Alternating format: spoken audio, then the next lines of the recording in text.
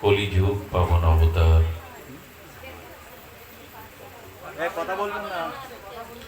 কলিযুগ পাবন অবতার, পরম প্রেমময়, প্রেম পরতত্ত্ব সীমা, রাস বিলাসের চরম পরিণতি, প্রেম বিভক্ত বিলাস শ্রীমূর্তি, পরম কারিণ্য ঘন প্রেম ঘন শ্রীবিগ্রহ, শ্রী শ্রী গৌর নিত্যানন্দে অপর অনুকম্পায়, শ্রী শ্রী গান্ধার্বিকা গিরিধারীর অপর করুণায় মহিমায়, বঙ্গবসুন্ধরা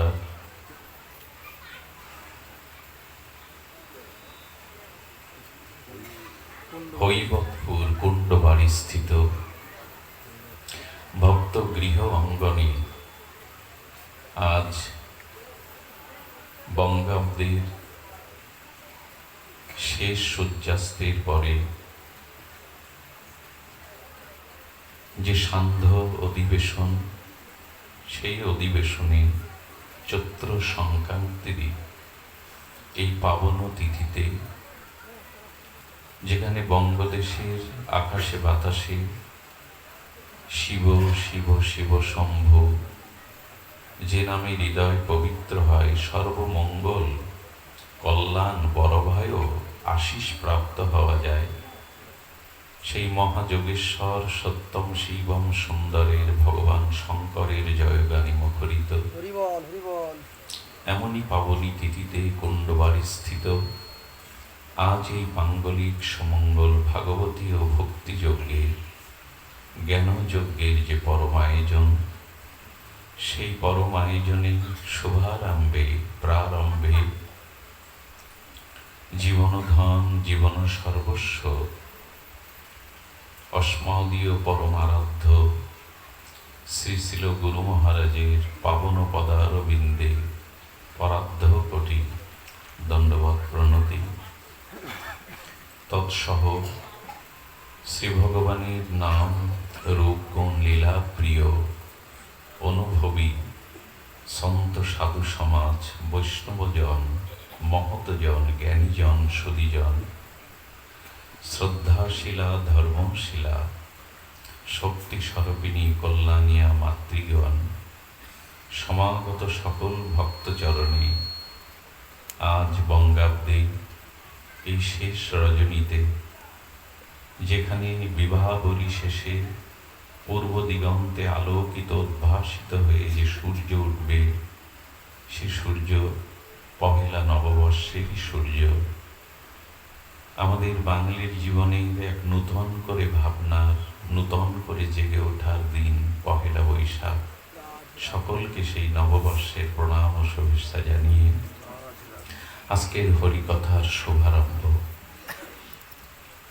বলেছেন, গঙ্গাদি পূর্ণ তীর্থে সূর্য নর স্নাতমিষ্ঠতি য করতি শতং সঙ্গতয় সৎসঙ্গম বরা। আচ্ছা, যিনি সত্য পাতক নাশিনী শ্রী ভগবানের চরণচ্যুতা, মহাদেবের জটাজুট উদ্ভূতা, পাবনী গঙ্গা স্নান করে, আর যিনি নির্মল চিত্ত ভজনানন্দী অনুভববেদ্য সাধুর সঙ্গ করেন, এই দুয়ের মধ্যে শ্রেষ্ঠকে গঙ্গা স্নান না সাধু সঙ্গ? ভাগবত বলেছেন, না দেখো, এই উভয়ের মধ্যে যিনি নির্মল চিত্ত ভগবানের ভজনানন্দী শুদ্ধ মহতের সঙ্গ প্রাপ্ত হন, হরিকথা প্রসঙ্গ প্রাপ্ত হন, সেটি গঙ্গা স্থানের থেকেও পরম পবিত্র, পরম পাবন।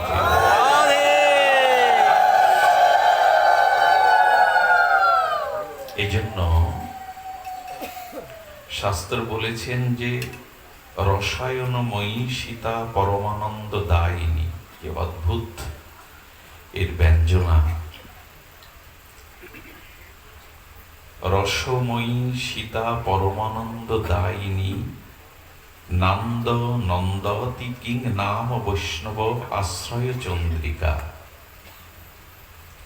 দেখুন, সর্ববিধ রোগ হরণকারী, খুব ধ্যান দিয়ে শুনুন, সর্ববিধ রোগ হরণকারী, তাপ হরণকারী ও পরমানন্দময়ী বৈষ্ণব আশ্রয় রূপ চন্দ্রিকা বা চন্দ্র ক্রিয়ন কাকে না আনন্দিত করে।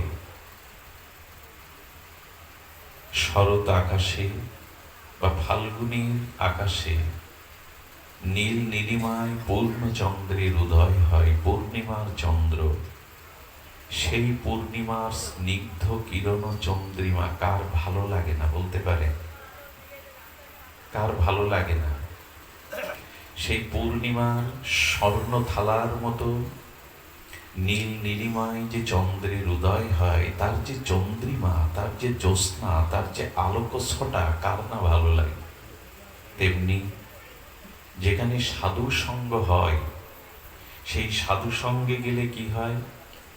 ভবরোগ দূর হয়, ত্রিতাপ তাপ দূর হয় এবং পরম আনন্দময়ী হয়। তো চন্দ্র কিরণ, চন্দ্রের জ্যোৎস্না যেমন সকলের প্রিয়, তেমনি সাধু সঙ্গ প্রত্যেকটি জীবের তেমন প্রিয় হওয়া উচিত।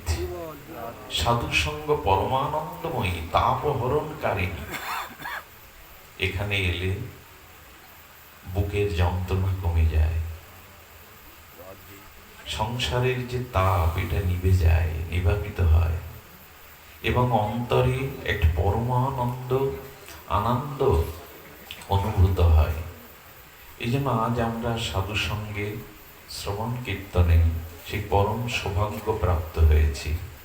তবে সাধু সঙ্গ তখনই ফলবতী হয়, হরিকথা তখনই জীবনে প্রতিফলিত হয়, অনুভববেদ্য হয়, যখন সাধু সঙ্গের সাথে, শ্রবণ কীর্তনের সাথে শাস্ত্রীয় শ্রদ্ধা যুক্ত হয়।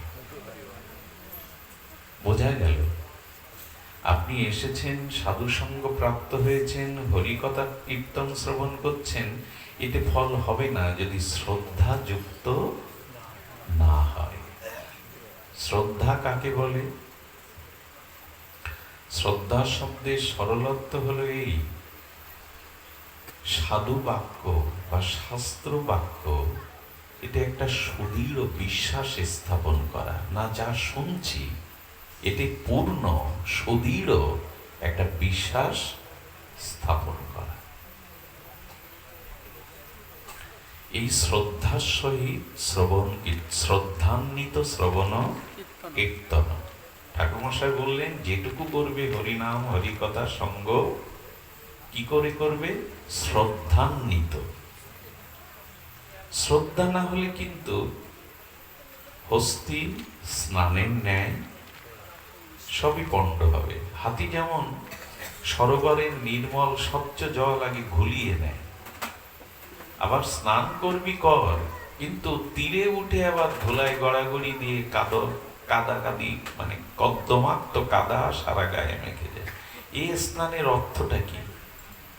স্নানই যদি করবে স্বচ্ছ জলে করো, নির্মল জলে, কিন্তু হাতি যে পুষ্করণীতে নামে আগে জল ঘোলা করে। যাদের শ্রদ্ধা নেই, যারা এখানে এসে প্রাণ পাতে না হরিকথার দিকে, যাদের এখানে ভবরোগ দূর করবার মতো পিপাসা, হরিকথার জন্য চাতকের মতো উৎকণ্ঠা নাই, তারা এই পরিবেশে আসে হস্তি স্নানের ন্যায় নষ্ট করতে। কয়েকটা জায়গায় যারা বিঘ্ন সৃষ্টি করে তাদের ব্রহ্মহত্যা পাপ লাগে। খুব সাবধানে শুনতে হবে কথাটি। 4টি স্থানে যদি আপনি বিঘ্ন সৃষ্টি করেন, আপনার ব্রহ্মহত্যা পাপ লাগবে। তার প্রথম হলো, কোন প্রিয়জন যদি ক্লান্ত হয়ে গভীর ঘুমে ঘুমিয়ে পড়ে, যদি বিশেষ কোনো কারণ না থাকে তবে তাকে জাগাবেন না। প্রিয়জন যখন শ্রান্ত ক্লান্ত হয়ে গভীর ঘুমে মগ্ন হয়, সুষুপ্তিতে গভীর ঘুমে, বিশেষ কোনো কারণ ছাড়া তাকে জাগাতে নেই। কেন? সে ক্লান্ত শ্রান্ত দেহে একটা পরম সুখ অনুভব করছিল ঘুমের মধ্যে, সেটা ভঙ্গ করলেন। কারো সুখ নষ্ট করা পাপ বা অপরাধ। আর যেখানে সাধুমুখে হরিকথা প্রবচন হয়, সেই হরিকথার মধ্যেও থেকে যারা সামাজিক কথা, রাজনৈতিক কথা, আন কথা এবং বিভিন্ন সাংসারিক কথা দিয়ে ভাগবতকে বিঘ্ন করান, ভাগবত পাঠক বা বৈষ্ণবদের চিত্তে হরিকথার নির্মল পরিবেশ বিনষ্ট করেন, তার গায়ে ব্রহ্মহত্যা পাপ লাগে। এই জন্য ভগবান খুব সতর্ক করেছেন, যেখানে গীতা ব্যাখ্যা হয়, ভাগবত কথা হয়, সেই স্থানে উপস্থিত থেকেও যদি কেউ মদীয় হরিকথা শ্রবণ না করে, আগামী জন্মে আমি তাকে দুর্লভ মনুষ্য জন্ম বঞ্চিত করে শূকর জমিতে নিক্ষেপ করি। কথা কি কষ্টকর হয়ে গেল না? উপায় নেই। কয়েকটা জায়গায় সতর্ক না হলে খুব সংকটে পড়তে হবে, অভিশাপে পড়তে হবে। আর হলো, স্বামী স্ত্রীর সুখের দাম্পত্য জীবনে তৃতীয় ব্যক্তি এসে যখন তাদের সংসার নষ্ট করে, তার উপরে ব্রহ্মহত্যা পাপ লাগে। বোঝা যায়? স্বামী স্ত্রী সুখে দুঃখে সংসার করছে, সেই দম্পতির মাঝে তৃতীয় ব্যক্তি এসে যখন সেই সংসারের দাম্পত্য কলহ সৃষ্টি করে, তার প্রতি ব্রহ্মহত্যা পাপ লাগে। চতুর্থটা হলো, দুগ্ধপোষ্য শিশুকে যে মায়ের কোল ছাড়া করে। এই কটা জায়গায় খুব সতর্ক হতে বলা হয়েছে। সতর্ক আর আমরা হয়েছি, আমাদের সতর্কতা আর আছে। মনুষ্য সমাজ এই মহা সুঘটনা না, এই দুর্ঘটনায় কবলিত আজ। এগুলি সুঘটনা কি দুর্ঘটনা, একটু সতর্ক থাকতে হবে।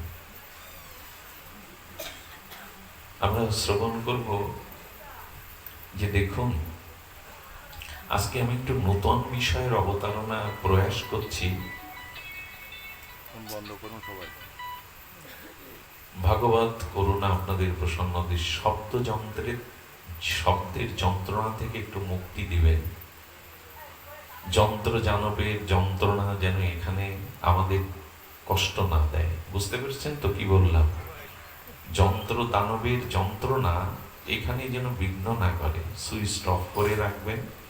বিশেষ কারণ থাকলে বাইরে গিয়ে কথা বলে এখানে বললেন, না হলে দুটোই হবে না, ওদিকটাও হবে না। আরেকটা কথা বলি, ভগবানের কাছে যখন আসবেন তখন সব পেছনে ফেলে গোপীদের মতো আসবেন। সংসার, স্বামী, দেহ, এই সব আবেশগুলো ফেলে রেখে ভগবানের কাছে আসতে হয়, নাহলে বিঘ্ন হয়। আজ আমি সামান্য একটু আলোচনা করব মানসিক রোগ নিয়ে। মানস রোগ কি বললাম? বলুন আপনারা, তাহলে ভেতরে প্রসঙ্গটা হলো মানস রোগ। প্রসঙ্গটা রামচরিত মানসে গোস্বামী তুলসী দাস গরুর এবং কাকভূষণ্ডী বাবাজি সংবাদে 7টি প্রশ্নের অবতারণা করেছিলেন। কার কাছে? মহাব্রহ্ম তেজময়ী, যিনি 27 কল্প অমর। কয় কল্প? 27 কল্পে অমর সেই ব্রহ্মজ্ঞ চিরমুক্ত কাকভূষণ্ডীকে প্রশ্ন করছেন ভগবানের একান্ত প্রিয় বাহক গরুর। 7টি প্রশ্ন আসে। দেখতে চাইলে রামচরিত মানুষটা দেখে নেবেন। সেখানে সর্বশেষ প্রশ্নের আজকে আমাদের আলোচ্য বিষয়। সর্বশেষ প্রশ্নটা হলো মানস রোগ এর প্রতিকার এবং মানস রোগ কি বা এর প্রতিকার। আজ এই প্রসঙ্গে একটা কর্তব্য দিতে পারেন। এই প্রসঙ্গে আজ আমাদের আলোচনা। থাক না থাক, তো সেটা কি? মানস রোগ কাকে বলে?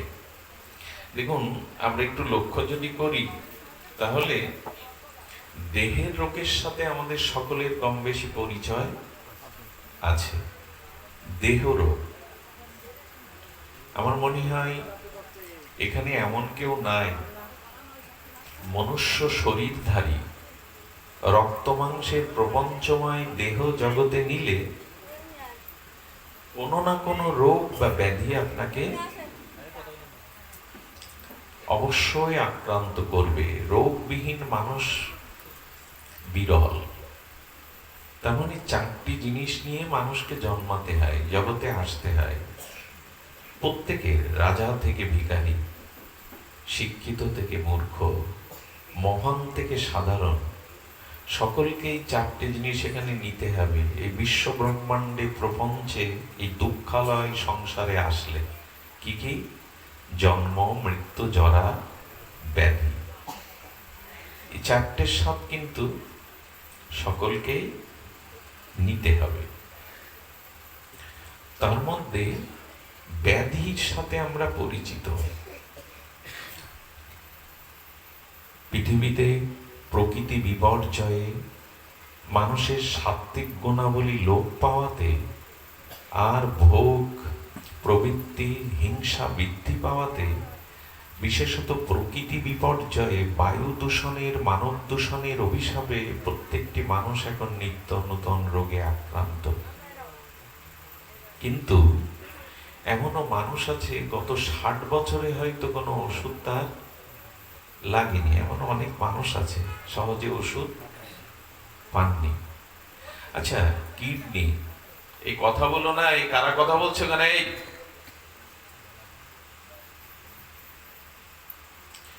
কিডনি, ক্যান্সার বা হার্ট, এগুলি কি সকলের নষ্ট হয়? এই রোগ সকলের হয়? হয় না। সকল রোগ সকলের হয় না। কিন্তু মানস রোগ, এটা সকলেরই হয়।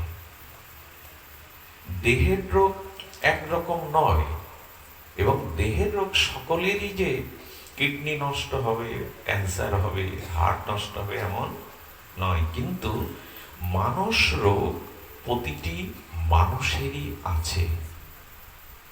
এই রোগের দুঃখ হতে, এই রোগ হতে পৃথিবীর কোনো মানুষ নিষ্কৃতি পায়নি, পাওয়ার সম্ভাবনা নয়। এজন্য আমাদের মানুষ, অর্থাৎ রামচরিত মানুষ, মানস রোগ নিয়ে কথা বলেছেন। এটা বড় অদ্ভুত। মানস রোগটার লক্ষণ কি? রোগের তো একটা লক্ষণ থাকবে, একটু কষ্ট হলেও শুনতে হবে, শুধু লীলা কথা নয়। এগুলি বর্তমান, যেহেতু আমরা নূতন বছরে পদার্পণ করছি, নূতন বছর মানে পেছনের যা গ্লানি, পেছনের যা ভুল, পেছনের যা পাপ অপরাধ, তা থেকে যদি কাল প্রভাতের সূর্য নূতন করে ওঠে, আমার জন্য নূতন করে জীবন শুরু হয়, সেই প্রসঙ্গে একটা নূতন দিনের, একটা নূতন সূর্যের, একটা নূতন করে জেগে ওঠার সংকল্পের জন্য আজ এই আলোচনাটা আমি প্রাসঙ্গিক মনে করেছি। এটা নূতনকে আহ্বান করা, জীবনকে নূতন করে ভাবা। তো মানস রোগ সকলের আছে। রোগের লক্ষণ নির্ণয় করে যে তার এই রোগ, তাই তো? মানস রোগের লক্ষণ কি? মানস রোগ মানে যেটাকে আমরা বলি মানসিক রোগ। দুঃখের বিষয়, বাংলাদেশের সংখ্যা বাড়ছে। বাংলাদেশের প্রায় 40% নরনারী অতিরিক্ত মানসিক রোগে, বিশেষ করে যুবক যুবতীরা। যে কারণে 2023-এ বিশ্ববিদ্যালয়ে প্রায় 516 জন না 23 জন ছাত্রছাত্রী আত্মহত্যার পথ বেছে নিয়েছে। ভয়ানক খবর। যারা বিশ্ববিদ্যালয়ে পড়াশোনা করছে, কলেজ ভার্সিটিতে, এরা অতিরিক্ত এই জগতের আবিলতায়, বিশেষ করে আকাশ সংস্কৃতি বা নেট দুনিয়ায় প্রবেশ করে প্রায় ঘরের ছেলেরা মেয়েরা মানসিক রোগে ভুগছে। বাংলাদেশের 30 বা 40%, আরো বেশি হতে পারে মনোবিজ্ঞানীদের কাছে। যাই হোক, তো মানস রোগের দুঃখ সকলেই ভোগ করে, মানস রোগ সকলেরই আছে। মানস রোগের লক্ষণ হলো অসন্তোষ। কি বললাম? অসন্তোষ। বাইরে আপনার রূপ আছে, যৌবন আছে, অর্থ আছে, পদ প্রতিষ্ঠা আছে, ক্ষমতা আছে, সুনাম আছে, বাড়ি আছে, গাড়ি আছে, আত্মীয় স্বজন আছে, সকলেই আছে, কিন্তু মনে শান্তি নাই। মানসিক শান্তিতে আপনি নাই, একে বলে মানসিক রোগের লক্ষণ। মানসিক শান্তি, প্রশান্তি নাই, একে বলে প্রশান্ত আত্মা। এখন প্রায়শ মানুষের সুনিদ্রা হয় না, প্রায়শ মানুষ এখন দেখবেন একটা অসন্তোষ আছে। সকল কিছু যা যা থাকলে মানুষের জাগতিক শান্তিতে থাকার কথা, সুখে থাকার কথা, সে বাতাবরণ সে তৈরি করেছে। বাড়ি গাড়ি, সুন্দরী রমণী, বিত্ত বৈভব, পদ প্রতিষ্ঠা, চাকরি ব্যবসা আছে, কিন্তু মানসিক শান্তি নেই, কি যেন পাওয়া হয়নি। এ হলো মানসিক রোগের লক্ষণ। অসন্তোষ, প্রশান্ত চিত্ত না থাকা, চিত্তটা প্রশান্ত না, কোথাও না কোথাও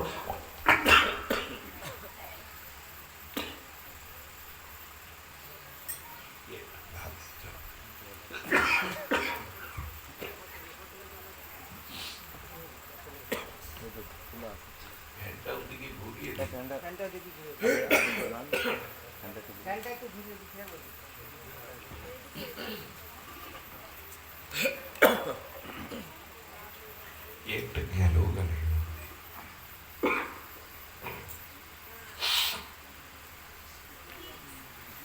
প্রশস্তি, প্রশান্ত আত্মা না থাকায় মানসিক রোগের লক্ষণ।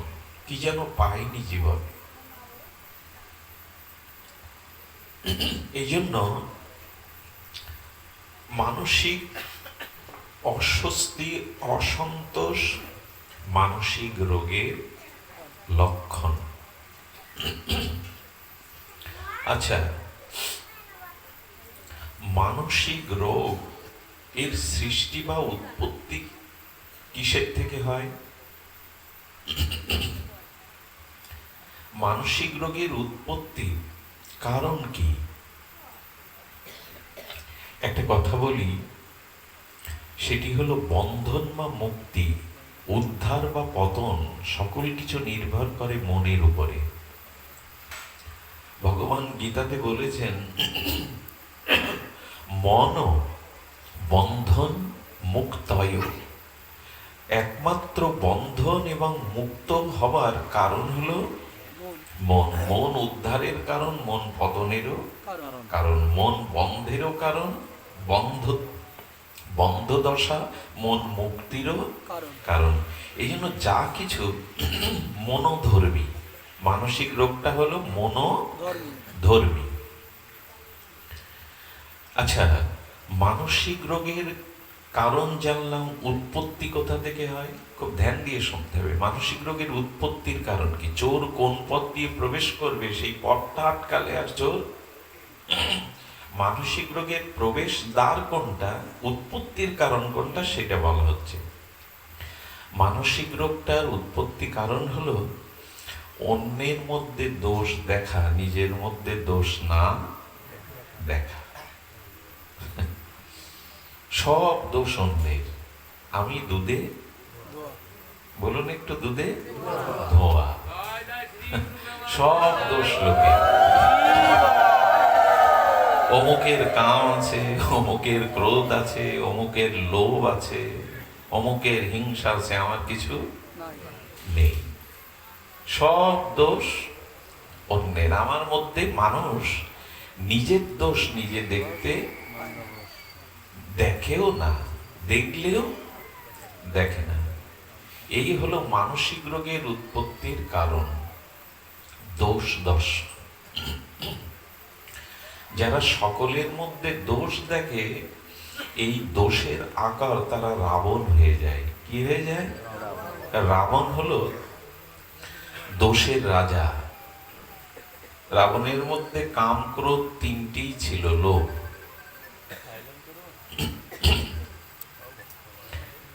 আবার বেজেছে। যারা বন্ধ করতে পারেন না, সাইডলাইন না কি বলে যেন, কারো দ্বারা করেনি, জয় রাধে। তো দোষ অপরের মধ্যে দেখতে দেখতে 3টি দোষ যখন এসে পড়ে তখন আপনি পুরো রোগী। রাবণের কাম না হলে জগৎ জননীকে হরণ করে, সীতাকে হরণ করে। জগৎ জননীকে, লাদিনী ভগবানের শক্তিকে কেউ হরণ করে? জগৎ মাতাকে হরণ করে। আর ক্রোধের পরিচয় কোথায়? নিজের ভাইয়ের মাথায় লাথি মারলো, বিভীষণকে রাজসভার মধ্যে ভাইকে লাথি মারলো, এটা ক্রোধের পরিচয় কিনা? আর লোভ হলো নিজের ভাই কুবেরের কাছ থেকে সব কেড়ে নিয়েছিল। কাম, ক্রোধ, লোভ 3টে যেখানে প্রকট হয় সেখানে জানবেন সে রাক্ষস হয়ে গেছে। মানসিক রোগীর চিহ্ন হলো রাবণ। এজন্য যখন অপরের দোষগুলিকে কুড়িয়ে নিতে থাকবেন, দেখতে থাকবেন, তখন সে মানুষ রাক্ষসের রূপ নেয়। মা সারদা দেবী উনি বলতেন, একটা আঙুলকে, একটা অঙ্গুলি নির্দেশ যখন করি যে আপনি দোষী, তখন আর 3টে আঙুল আমার দিকে নির্দেশ করে তুমি নির্দোষিত। এভাবে আঙুল তুলুন, কারোর দিকে 5টা আঙুল তো তুলি না, একটাই তো তুলি। একটা আঙুল দিয়ে যখন আপনাকে দোষী সাব্যস্ত করি, তখন আর 3টে অঙ্গুলি আমার দিকে ফিরে বলে তোমার ভেতরে দোষ দেখো তো তুমি। দেখি না, দেখি না। এই জন্য মানসিক রোগীর উৎপত্তি হলো এখানে, দোষ দর্শন। যখনই দোষ দেখতে শুরু করবেন তখনই ওই দোষ আপনার মধ্যে আপনি দেখতে পাবেন না।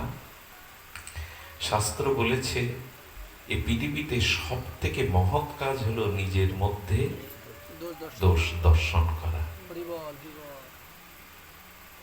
যদি মানসিক রোগ থেকে সামান্য শান্তি পেতে চান, জগতে যে কটা দিন বেঁচে আছেন, অপরের দোষ দেখা বন্ধ করতে হবে।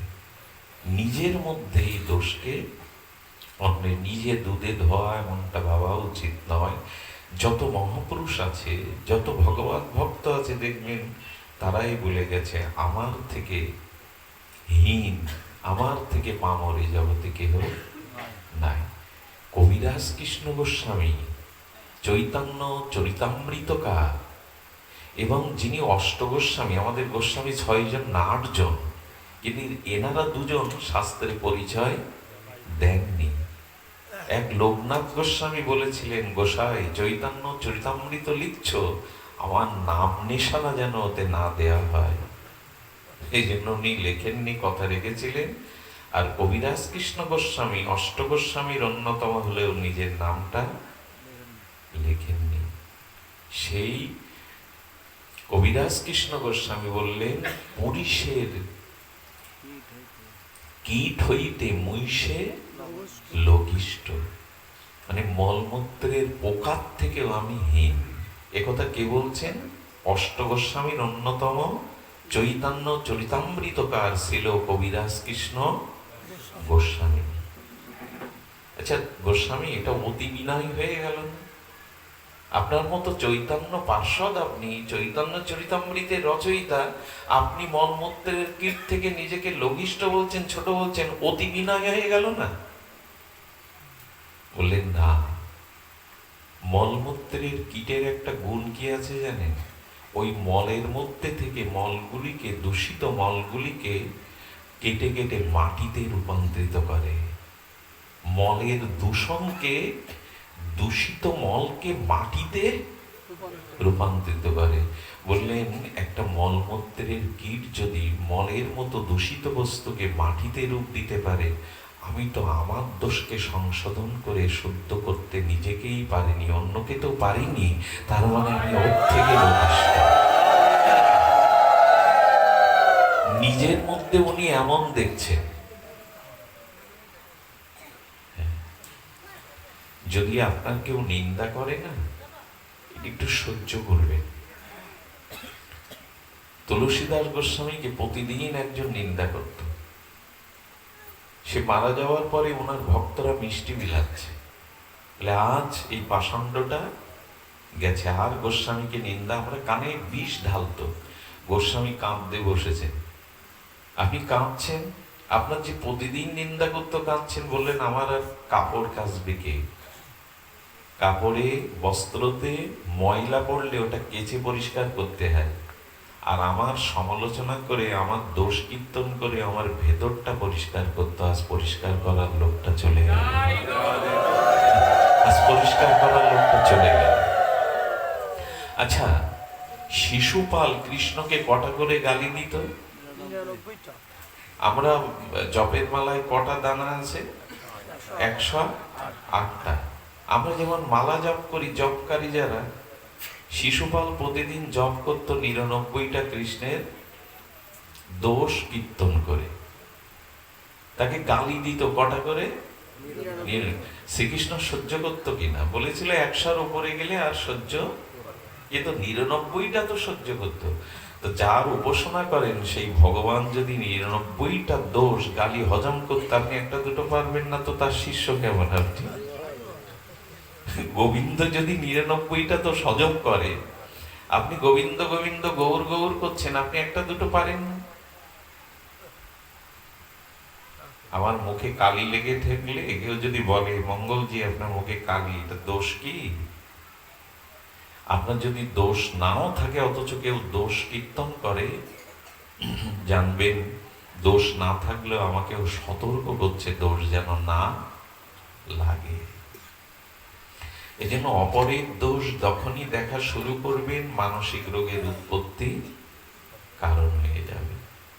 পৃথিবীতে সব থেকে এটি হলো এই মানসিক রোগের উৎপত্তির মূল কারণ, অপরের দোষ দর্শন। আমাদের সুখদেব গোস্বামী, আজন্ম ব্রহ্মচারী, পরমহংস কুলতিলক, উনি মার গর্ভ থেকে পড়ে সেই 16 বা মন্বন্তরে 12 কেউ বলে যুবক উলঙ্গ হয়ে চলেছে, মানুষ কি মেনে নেবে?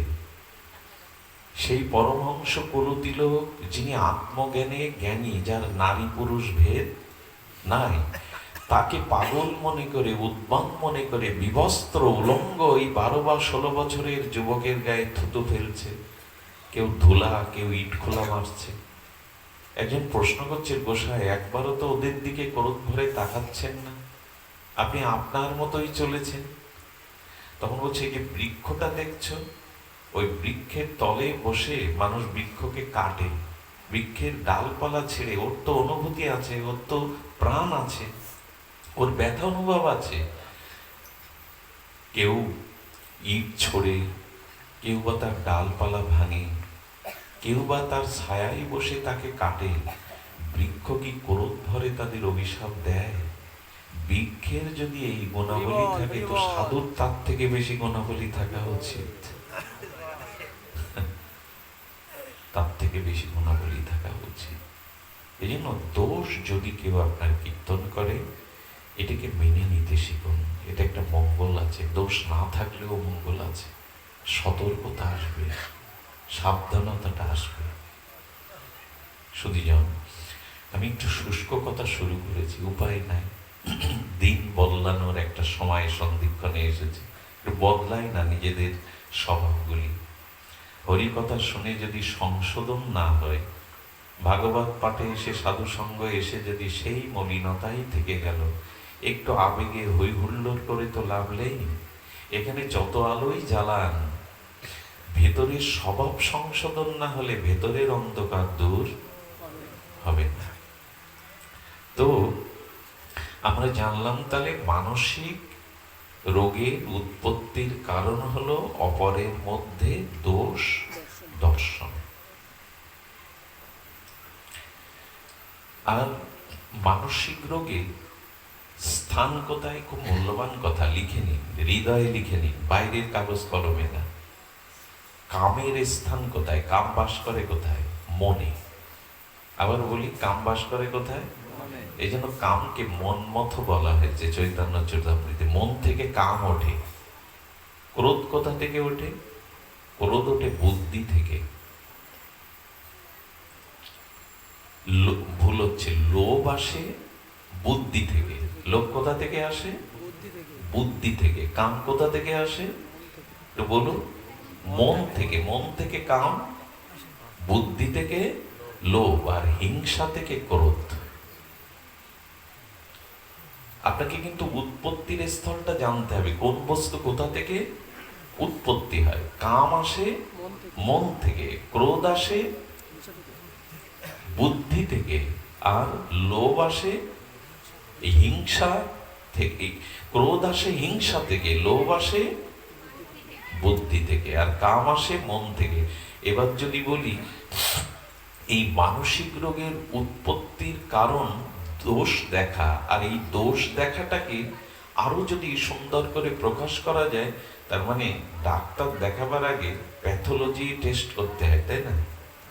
ডাক্তার প্যাথোলজি টেস্ট দেখেই তবে তো আমরা একটু প্যাথোলজি করে আসি, মানসিক রোগের একটু টেস্ট করে আসি। মানসিক রোগের টেস্টে বলা হয়েছে পুরো মানসিক রোগের বা দোষ দর্শনের যেটা মূল হলো উৎপত্তি, সেটা হলো মোহ। কি বললাম? মোহ থেকেই মানসিক রোগের উৎপত্তি। এটা ভাগবত টেস্টে ধরা পড়েছে শাস্ত্রে। মোহ কাকে বলে? মায়া মোহ এক নয়। মোহ কাকে বলে? মোহর পরিভাষা কি? মোহ শব্দের পরিভাষা কি? যদি বহু শাস্ত্র আর খুব কড়াকড়ি আরোপ না করে, তত্ত্বের কচকচানি না করে আমরা খুব সহজে প্রকাশ করি, তাহলে মোহ শব্দের অর্থ হলো সবকিছু জানার পরেও তা না মানা। আবার বলি, সবকিছু জানার পরেও সেটা না মানা, তার নাম কি হবে? মোহ। বোঝা গেল কি? বোঝেন? আপনারা তো বিজ্ঞজন, বিজ্ঞ শ্রোতা। আমাদের কারণে যেতে হবে। এই কাপড়টা তৈরির কারণ কিন্তু সুতা। সুতা ছাড়া কাপড় বা বস্ত্র হয় না, কারণটা জানতে হবে। আবার সুতার কারণ তুলো, তুলোর কারণ তুলোর গাছ, তুলোর গাছের কারণ তুলোর বীজ। এই তো কারণে যেতে হবে। তো মোহই হলো মানসিক রোগের উৎপত্তির কারণ। তাহলে আমরা কাম জানলাম মন থেকে উৎপত্তি হয়, হিংসা থেকে ক্রোধ উৎপত্তি হয়, লোভ বুদ্ধি থেকে আসে। যে মোহের স্থান কোথায়? মোহ কোথা থেকে আসে? মোহ আসে নাভি থেকে। কোথা থেকে? নাভি থেকে। এই জন্য রাবণের যখন 10টা মুন্ডু ছেদ করছেন রাম, 10টা হাত কেটে দিচ্ছেন, আবার গজাচ্ছে। রাবণের কখনো মাথা কেটে হাত কেটে বিনাশ করা। রামচন্দ্র ভগবান বলছেন বিভীষণ, এটা একটা অদ্ভুত জিনিস, 10 মুন্ডু কাটছি তো আবার গজাচ্ছে, 10 হাত কাটছি আবার গজাচ্ছে। বললেন প্রভু, রাবণের তো মোহরোগ হয়েছে, তা নাহলে আপনাকে চিনতে পারে না, জগৎ জননীকে হরণ করে। ওই মোহরোগের মৃত্যু উৎপত্তি স্থলে বাণ মারতে হবে। রাবণের নাভিতে আপনি বাণ নিক্ষেপ করুন, তাছাড়া রাবণ রূপ মোহ রাক্ষস মরবে না। যদি নাভিকে আপনি বাণ বরিশন, রাবণকে মারা হয়েছিল নাভিতে বাণ বরিশন করে। এগুলো খুব তাত্ত্বিক কথা। নাভি থেকেই মোহের উৎপত্তি। তো যদি বলেন এই মোহ নাশ করার আবার একটা ঔষধ আছে, সেটাও আগে জানিয়ে দিই। প্যাথোলজি টেস্ট হয়ে গেল যে মোহ উৎপত্তি নাভি থেকে। আর মোহ মানে যেটা জানি অথচ মানি না। এই রোগ কিন্তু আমাদের প্রত্যেকের এখন খুব বেশি করে দেয় যে বাবা ঘুম আসছে, ঘুমিও না, হাতটা ছেড়ে দাও, বুকের হাতটা, ঘুমিও না। মোহ থেকে কি আসে? মোহ নাভি থেকে আসে। আর মোহ যেটা কি বললাম আমরা, যেটা সকল কিছু জানি অথচ মানি না।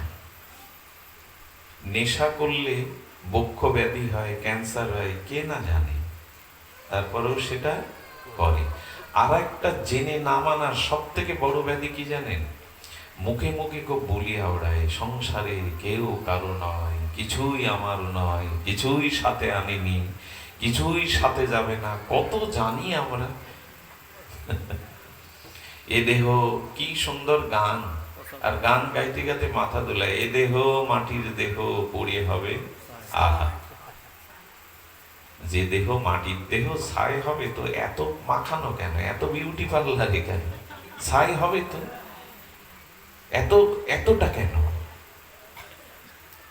মুখে বলা যায় এ দেহ মাটির দেহ পুড়িয়ে হবে ছাই, খুব বলা যায়, ক্যান্সার হলে যদি থেরাপি দেওয়া হয়, দেখবেন সে মানুষটার কি চেহারা বিবর্ণ হয়ে যায়। ভগবান শিব আর কিছু পাননি, শ্মশানের ছাই ভস্ম মাখতে আর কিছু পাননি উনি। ভগবান হয়েও, পরম ব্রহ্ম হয়েও ছাই মাখছেন কেন?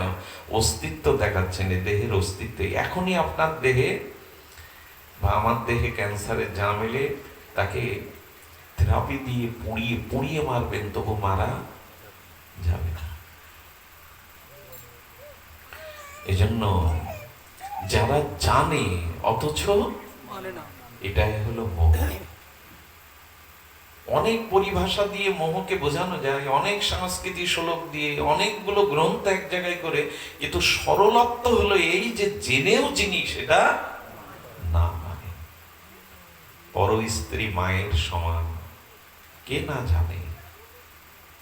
আমরা দুর্গা প্রতিমা দেখতে যাই, পুজো হলে আজকাল ওইটা নিয়ম হয়েছে। আর একটা অভিশাপ এসেছে, কিছু যুবক ছেলেরা আলগা ট্রাকে করে আর গাড়িতে করে কি অদ্ভুত গান বাজাতে বাজাতে অঙ্গভঙ্গিমা করতে করতে প্রতিমা দেখতে যায়। এটার যে কি রূপ নিয়েছে! প্রতিমা মানে কি? ইয়া দেবী সর্বভূতে মাতৃরূপেণ সংস্থিতা নমস্তস্যায় নমস্তস্যায় নমস্তস্যায় নমঃ। চণ্ডী বললেন যে প্রতিটি নারী আদ্যাশক্তি দেবী ভগবতীর অংশ। প্রতিমা শব্দটা 4-5 বার বলুন। প্রতিমা মানে প্রত্যেক নারীর মধ্যে সেই আদ্যাশক্তি বিরাজিত। তো দুর্গাকে যে দৃষ্টিতে দেখছো পূজা প্যান্ডেলে, অন্য নারীকে সেই দৃষ্টিতে দেখছো তো? যদি না দেখো তাহলে তোমার প্রতিমা দেখা হয়নি। প্রতিমা দেখাও আজকাল একটা কেমন হয়ে গেছে। যাও, যে যা করুক, তাতে আর আপত্তি কোথায়? এখন জানি আমরা পরস্ত্রী মাতৃজ্ঞান করতে হয়, মানি কি?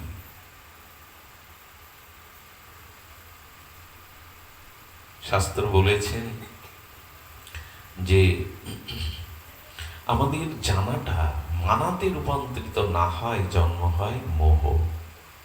জানি অনেক, মানি না, তারই নাম মোহ। বলি সংসারে কেউ কারো না, কিছুই না, মাটির কলসি তাও ভেঙে দিয়ে আসবে, কিন্তু দাবি করবার বেলায় সব আমার। 1 বিঘে ছাড় নেই। ওদিকে বলি কিছুই আমার নয়, ভাই ভাই মামলা করে 1 হাত জায়গার জন্য। মুখে বলে কিছুই আমার, 3.5 হাত জায়গা। উপদেশের বেলায় আমরা সব চাণক্য, কিন্তু মানার বেলায় নয়। এই জন্য যেটা আমরা জানবো, এই যারা জেনেও করে না তাদের একটা বিশেষণ দিয়েছেন ভাগবত, তারা জ্ঞান পাপী। তারা কি পাপী? জানে এই জন্য জ্ঞানী, কিন্তু মানে না এই জন্য পাপী। আর দেখুন, সরল হলে, মূর্খ হলে, লেখাপড়া না জানলে, শাস্ত্র না জানলে, ভজন সাধন নাও করলে, তার অন্তত নরকে যেতে হবে না, পতন হবে না। কিন্তু যিনি জ্ঞান পাপী তাকে অবশ্যই অধঃপতনে যেতেই হবে। যিনি জেনে মানেন না তার পতন কেউ ঠেকাতে পারবে না।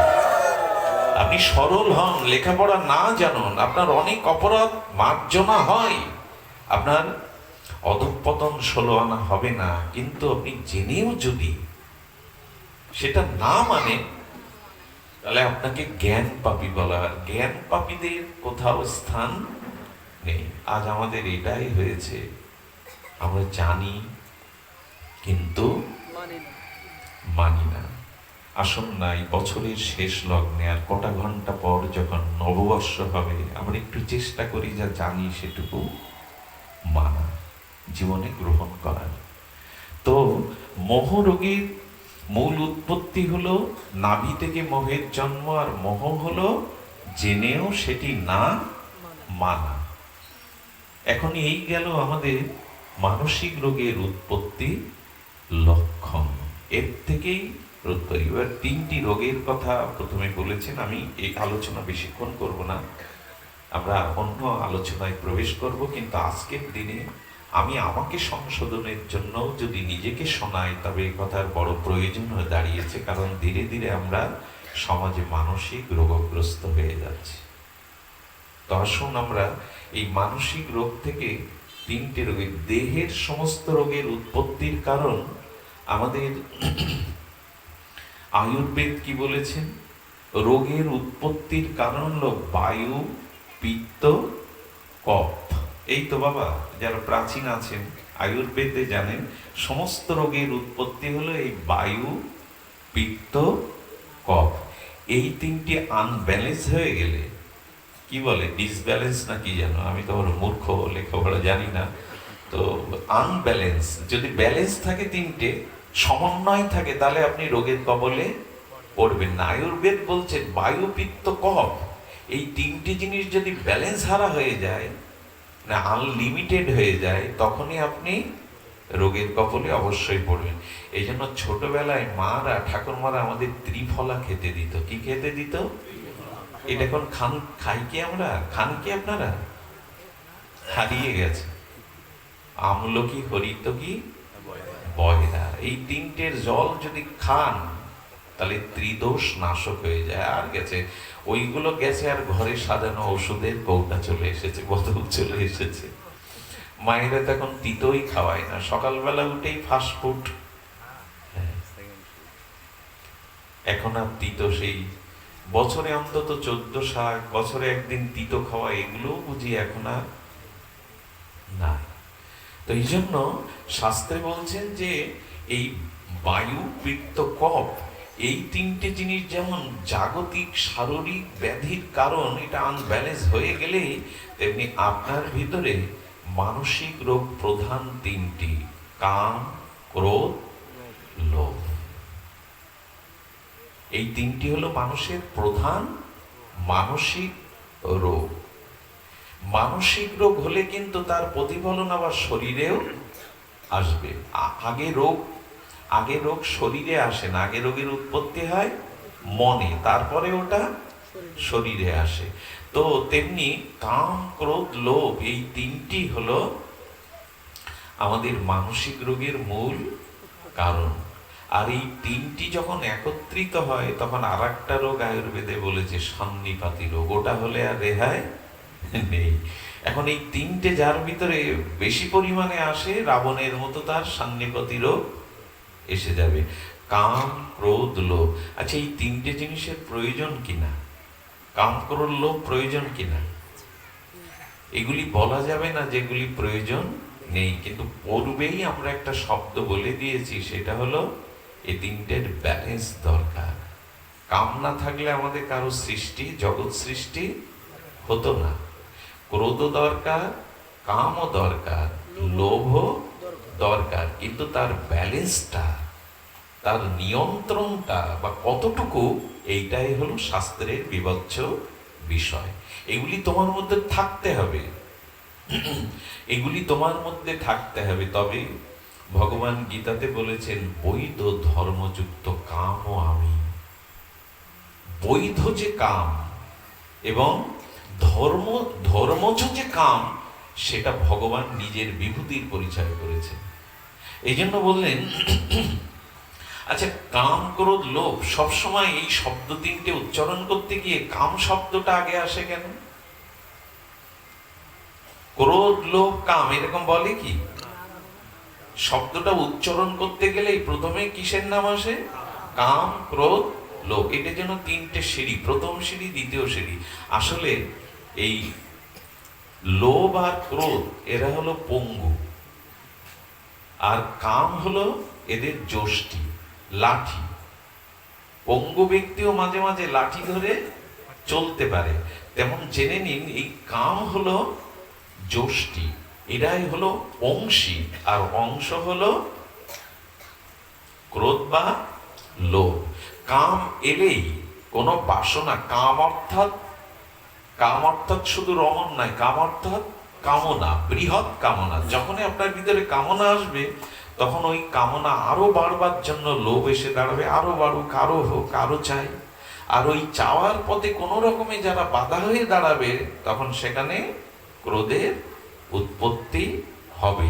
অর্থাৎ কান টানলে যেমন মাথা আসে, তেমন ক্রোধ এলো মানেই আপনার ভিতরে লোভ আর এগুলি আসবেই। এই জন্য কামটাকে, আচ্ছা, এই তিনটে রোগে জয় করার আবার মহা ঔষধ দিয়েছেন। সেই ঔষধটা হলো ভগবানের দিব্য নাম। ভগবানের দিব্য নাম উচ্চারণ করাই হলো সম্বন্ধযুক্ত হয়ে, যদি ভগবানের নাম করতে পারেন সম্বন্ধযুক্ত হয়ে, তখন এই তিনটের ঔষধ, যেটা মানসিক রোগ, কাম, ক্রোধ, লোভ, যেটা এই মানসিক রোগের মহা ঔষধ হলো ভগবানের দিব্য নাম। তার ছোট্ট একটা দৃষ্টান্ত আমি এখানে আপনাদের রাখছি। এইখানে লক্ষ্য করছেন, এইখানে যারা এসেছেন নারী পুরুষ একই অবস্থানে বসেছেন না?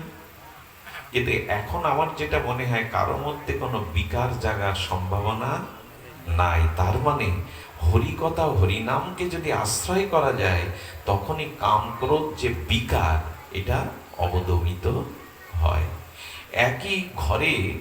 একই ঘরে যুবক যুবতীকে যদি 10 বছর রাখেন, তাদের ভিতরে অভিশাপ নেমে আসবে, পতন নেমে আসবে। কিন্তু 10 বছর যুবক যুবতী থাকলেও পতন, অভিশাপ নামবে না, যদি সম্বন্ধে তারা ভাই আর বোন হয়, মা আর ছেলে হয়। তার মানে যদি ভগবানের সাথে আপনার একটা সম্বন্ধ থাকে, সম্বন্ধ মানুষকে বাঁচিয়ে দেয়।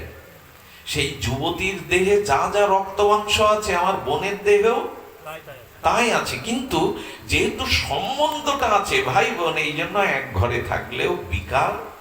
সম্বন্ধ কত বড় জিনিস একবার ভাবুন তো। ভগবানের সাথে আমাদের সম্বন্ধ আছে তো? সবাই বলবে আছে। তো কি সম্বন্ধ? ভগবানকে আপনি পুত্র জ্ঞান করেন? ভগবানকে আপনি সখা জ্ঞান করেন? কি ভগবানকে গোপীদের মতো প্রিয় জ্ঞান করেন? কি সম্বন্ধ আপনার সাথে? অধিকাংশ মানুষ বলতে পারে না যে ভগবানের সাথে আমার সম্বন্ধ, তিনি ঈশ্বর, আমি জীব, এরকম বলে। কিন্তু সম্বন্ধ 4টি: দাস্য, সখ্য, বাৎসল্য, মধুর। এর একটার সাথে সম্বন্ধ যুক্ত না হলে আপনি রক্ষা, মানে প্রীতি জাগবে না। সম্বন্ধ না হলে পাড়ার লোক, ওই রাস্তার লোক ডেকে কেউ বাড়ি মালা চন্দন দেয়, সেবা করে, রাস্তার লোককে ডেকে। সম্বন্ধ নেই তো। সম্বন্ধ না হলে কারো প্রতি মমতা, এগুলি জন্মায় না। আচ্ছা, আপনি খবরের কাগজ পড়ছেন সকালে, এটা না করুক, ঢাকায় এক ফ্যাক্টরিতে আগুন লেগে 100 জন দগ্ধীভূত হয়ে মারা গেছে। এই সংবাদ যেন কারো কানে না আসে, আচ্ছা, আপনি খবরের কাগজ পড়তে পড়তে হেডলাইনে দেখলেন গতকাল ঢাকায় রাত্রে ফ্যাক্টরিতে আগুন লেগে 100 জন মারা গেছেন। আপনি চা খাচ্ছিলেন খবরের কাগজ পড়তে পড়তে, এই সংবাদ শুনে চাটা একটু নিচে রেখে দেন বটে, একটা দীর্ঘ নিঃশ্বাস ফেলেন বটে, একটা দুর্ঘটনা ঘটে গেছে, কিন্তু চা খাওয়া কি বন্ধ করেন? কিন্তু ওই 100 জন মৃত ব্যক্তির তালিকার মধ্যে বা ওই ফ্যাক্টরিতে যদি আপনার আপনজন কেউ থাকতো, চা খেতে পারতেন? চা খাওয়া বন্ধ হইতো কিনা? তার মানে ওই ফ্যাক্টরিতে যারা মারা গেছে, অগ্নিদগ্ধ হয়েছে, তার মধ্যে কেউ থাকা মানে তার প্রতি আপনার সম্বন্ধযুক্ত মমতা আছে। এই জন্য আপনি চা ফেলে দিয়ে কাঁদতে শুরু করলেন। সম্বন্ধ না থাকলে তার প্রতি মমতা আসে না। তো ভগবানের সাথে আপনার একটা সম্বন্ধ দরকার, না হলে সারা জীবন তিনি ওপরওয়ালা, তিনি ঈশ্বর, এইসব বলিয়া আওড়ালে মমতা আসবে না। 1 সপ্তাহ আগেও যে পুরুষটা নারীকে চিনত না, যে নারী পুরুষকে চিনত না, ব্রাহ্মণ এসে তাদের হাতে হাত দিয়ে লাল সুতো বেঁধে সম্বন্ধ করে দিয়ে গেল পরের দিন থেকে সুখ দুঃখের সাথে। সম্বন্ধ না হলে হয়? তো ভগবানের সাথে আমাদের সম্বন্ধটা প্রয়োজন, সেটা আমরা লক্ষ্য করি না। একটা সম্বন্ধ করে ভজন করুন, একটা সম্বন্ধ করে ভজন করুন।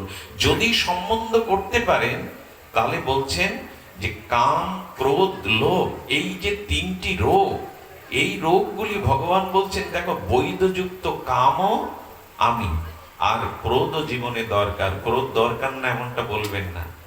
ছেলে রাত 2টো পর্যন্ত মোবাইল দেখছে, মা গিয়ে বলবে বাবা ঘুমা, বাবা দুধটা খেয়ে নে, আর রাত জাগিস না। ওই অধঃপতনের কারণ হয়ে যাবে। ওখানে শাসনের প্রয়োজন আছে কিনা? ক্রোধ প্রকাশ করার প্রয়োজন আছে কিনা? কেন রাত 1টার সময় ছেলে বাড়ি আসবে, ক্রোধ দেখাবার প্রয়োজন আছে কিনা? আর সেই গল্পটা তো সকলের জানা, পুরাণে বলেছে সেই সাপ সবাইকে কাটতো, ওই পথ দিয়ে গেলেই সব সবল মারবে। এক সাধু বাবা যেতে গিয়ে গ্রামের লোক বলছে, বাবা দেখুন তো সাপটার কিছু করা যায় কিনা, সবাইকে তো কাটে। সাপ সাধুকে দেখে নত হলো, হতে পারে সাধুর তপস্যার ফল। সাধু বললেন, বাবা তোর নামে অনেক মানুষ দোষ করছে, তুই এই এক কাজ কর, তুইও ভালো থাকবে, অন্যরাও ভালো থাকবে, কাউকে আর দংশন করিস না। গুরু আজ্ঞা মনে করে, দীক্ষা মনে করে মেনে নিল। কিছুদিন পর সকলে জেনে গেল সাপ আর কাউকে কামড়ায় না, তেড়েও আসে না। এই শুরু হলো ওকে ঢিল ছোড়া, সবাই মারতে শুরু করলো। এখানে সে মরণাপন্ন অবস্থা, এক আলের পাশে শুয়ে আছে, মৃত্যু যন্ত্রণায় কাতরাচ্ছে। সাধু আবার ওই পথ দিয়ে এসে দেখছে শিষ্যের অবস্থা কাহিল। কি গো? বলে, গুরুদেব আপনার মন্ত্রই আমার এই কারণ, আপনি যে মন্ত্র দিয়েছেন কাউকে ছোবল মারবে না, সেই মন্ত্রই আমার পতনের কারণ। বলে, বেটা ছোবল দিতে নিষেধ করেছি, কিন্তু দোষ করতে তো নিষেধ করিনি, এইটুকু তো থাকতে হবে নিজেকে রক্ষার জন্য। ক্রোধটাও দরকার, তবে ক্রোধটা প্রয়োগ করবেন কোথায় জানেন? ক্রোধ প্রয়োগ করবেন যদি কোথাও সাধু নিন্দা হয়, বৈষ্ণব নিন্দা হয়, ওটা যদি আপনি হজম করেন, আপনার পূর্বের এবং বর্তমান ধর্ম সব নষ্ট হয়ে যাবে। যেখানে গুরু নিন্দা, সাধু নিন্দা, এইখানে যদি ক্রোধ না দেখিয়ে মাথা হেলান, তার মানে এর দলেও আছেন, ওর দলেও আছেন। এতে ব্যক্তিত্ব থাকে না, এতে ধর্ম থাকে না। আপনার ভিতরে ক্রোধ ভক্ত দেশী জনে, সাধুগুরু বৈষ্ণবের নিন্দা যেখানে, সেখানে ক্রোধ প্রকাশ করতেই হবে, না করলে আপনি ধর্মের ব্যক্তিত্বশীল নন। আপনি এই জন্য কাম ক্রোধ লোভ, লোভ তো চায়। সেই লোভটা কি? লোভ হলো ফুল তুলবো, মালা গাঁথবো, পরাবো দোহার গলে। লোভ না, শ্যাম শ্যামাকে, রাধা মাধবকে মালা গেতে গলে পরাবো, দোদুল দোলনায় তাদেরকে দোল দেব। কবে আমি নিকুঞ্জ মন্দিরে ললিতা সখীর পেছনে দাঁড়াবো, কবে আমি বিজন সেবা করব রাধা মাধবকে। এই লোভ থাকতে হবে না, এই লোভ। এই জন্য কাম ক্রোধ লোভ থাকুক, কিন্তু তার সীমা লঙ্ঘন যেন নাই। আগুন উনানে ব্যবহার করুন, আগুন উনানে ব্যবহার না করলে চলবে? চলবে, সংসার চলবে, কিন্তু উনানের সীমা ছাড়িয়ে আগুন যখন ছড়িয়ে পড়বে চারিদিকে, তখন ঘর আর আপনাকেই পোড়াবে। এই জন্য জ্ঞানীরা বলেছেন, আগুন ব্যবহার করো, আগুন নিয়ে খেলো না। ক্রোধ কাম থাকুক, কিন্তু সেটা নিয়ন্ত্রণের মধ্যে থাকুক। সেটা যদি বাইরে চলে যায়, তাহলে ওটা সব পুড়িয়ে ছারখার করে দেবে। এখন এই কাম ক্রোধ লোভ, এই মানসিক রোগ, এই যে তিনটি, সেই তিনটি হলো মানস রোগের। আর উৎপত্তির কথা আমরা বলেছি, তাহলে মনকে আমাদের কি করতে হবে? আর হিংসাকে, মন থেকে কাম, বুদ্ধি থেকে লোভ, আর হিংসা থেকে ক্রোধ। এই যে উৎপত্তির স্থানগুলো শুদ্ধ করবার একমাত্র উপায় হলো ভগবানের দিব্য নাম এবং হরিকথা। এখানেই ভূমিকা আমরা রাখছি, আর নয়। আমরা একটু যদি একজনের মধ্যেও যদি আমরা এর সামান্য একটু প্রেরণা, আমরা সামান্য একটি দিগদর্শন গ্রহণ করি, তাহলে আমাদের জীবনের গতিপথ বদলে যেতে পারে। শুধুমাত্র সাধু সঙ্গে এসে আর এইভাবে কিছুটা সময় কাটিয়ে প্রসাদ নিয়ে চলে যাওয়াটা নয়, ব্যবহারের পরিবর্তনই হলো আমাদের চরিত্রের পরিবর্তন। যদি না হয়, তাহলে জানবেন সাধু সঙ্গ হয়নি। আসুন আমরা আবার যদি কখনো সময় পাই, তবে মানসিক রোগ সম্পর্কে আমাদের বলবার অভিপ্রায় থাকলে, এটা বৃহত্তম একটা আলোচনা বিষয়। আর এর একমাত্র আমরা এই রোগ থেকে নিষ্কৃতি পাওয়ার কথা বললাম, সেটি হলো আমাদের ভগবানের নাম। সাধু সঙ্গে হরি কথা আর ভগবানের দিব্য নাম। আপনারা জানেন, এ কথা বহুবার শুনিয়েছি, বহু সাধুমুখে আপনারা শ্রবণ করেছেন। লক্ষ হীরার মতো পতিতাকেও ঠাকুর হরিদাস নামাচার্য নামের দ্বারা বৈষ্ণবী করে দিলেন। দৃষ্টান্ত তো বেশি দিন আগের কথা নাই, না 10,000 5,000 বছর আগে না, দৃষ্টান্ত তো মাত্র 550 বা 600 বছর আগে। এই আমাদের কাছে, এই যশোরের ভূমিতেই সেই হরিদাস ঠাকুরের ভজনস্থলিতে লক্ষ্যহীরার মতো পতিতা, যাকে কোনো শাস্ত্র উপদেশ ঠাকুর দেননি, যার গায়ের হাওয়া লেগে, যার হরিনামের মহিমায় লক্ষ্যহীরাও মহন্তিতে রূপান্তরিত হয়ে যায়। এই জন্য কাম, ক্রোধ, লোভ এগুলির একমাত্র উপায় হলো এই মানসিক রোগ থেকে, মোহ থেকে একমাত্র নিষ্কৃতির উপায় হলো ভগবানের কথা সাধু সঙ্গে শ্রবণ কীর্তন করা। এটির মাধ্যমে আমাদের জীবনে অধিকার জন্মাবে। দেখুন, অধিকারী না হলে কিছু পাওয়া যায় না, আর অধিকারটা যোগ্যতার দ্বারাই আসে। কেউ যেন অধিকার ফলাতে যাবেন না। আমেরিকা, রুশ, রাশিয়া পৃথিবীকে শাসন করছে কেন? যোগ্যতা আছে বলে। তাদের অস্ত্রবল, অর্থবল আছে বলেই তো, নাকি এমনি মানবে তাকে কেউ? তার মানে আপনি ব্রাহ্মণ কুলে জন্মেছেন, আপনি উপবিদ নিয়েছেন, আপনি শুধু অধিকার দাবি করছেন কিন্তু যোগ্যতা অর্জন করেননি। আমি এইটুকু বলবো, যোগ্যতা অর্জন করার নামই হলো অধিকার। যোগ্যতা অর্জন না করে যারা অধিকার দাবি করে, পদে পদে তারা লাঞ্ছিত, বঞ্চিত এবং অবহেলিত হয়। আগে যোগ্যতা অর্জন করুন। ফুলের বক্ষে যদি মধু থাকে, ফুলের যদি সুগন্ধ থাকে, মৌমাছিকে, ভ্রমরকে, প্রজাপতিকে আমন্ত্রণ করার দরকার নেই। ওই যোগ্যতা, ওই মধুময় গন্ধে অলিকুল ব্যাকুল হয়ে গুঞ্জরিত ভ্রমরগুলো ছুটে আসবে। আমরা অধিকার ফলাই, আমি কর্তা, আমি স্বামী, আমি অমুক তমুক, কিন্তু যোগ্যতা অর্জন করি না। সব থেকে বড় কথা এটা, বর্তমান সময়ে বিশৃঙ্খলার কারণ একটাই, যোগ্যতা না অর্জন করে মানুষ অধিকারের, আমি ব্রাহ্মণ, আমি কর্তা, আমি বক্তা, আমি পাঠক, অথচ যোগ্যতাটাকে সে বাড়ায় নি। অধিকারের পরিভাষা কি? অধিকারের পরিভাষা বলেছেন, মর্যাদা অনুসারে যোগ্যতার যে অনুরূপ তাকেই বলে অধিকার। মর্যাদার অনুসারে, যার যেমন মর্যাদা, সেই মর্যাদা অনুসারে যে যোগ্যতা, এই যোগ্যতার নামই হলো অধিকার।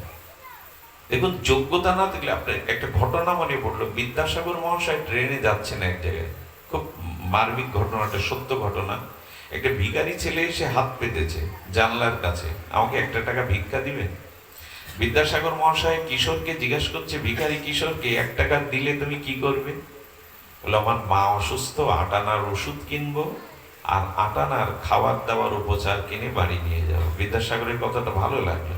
বলে, যদি 2 টাকা দেন, ওর যোগ্যতাটা বিচার করছে, যদি 2 টাকা দেন, যদি 2 টাকা দেন, তাহলে 1 টাকা দিয়ে 8 আনা ওষুধ, 8 আনা কিনে নিয়ে যাব, আর 2 টাকা যদি দেন, তবে আগামী কালের জন্য ওটা সুরক্ষিত করে রেখে দেব।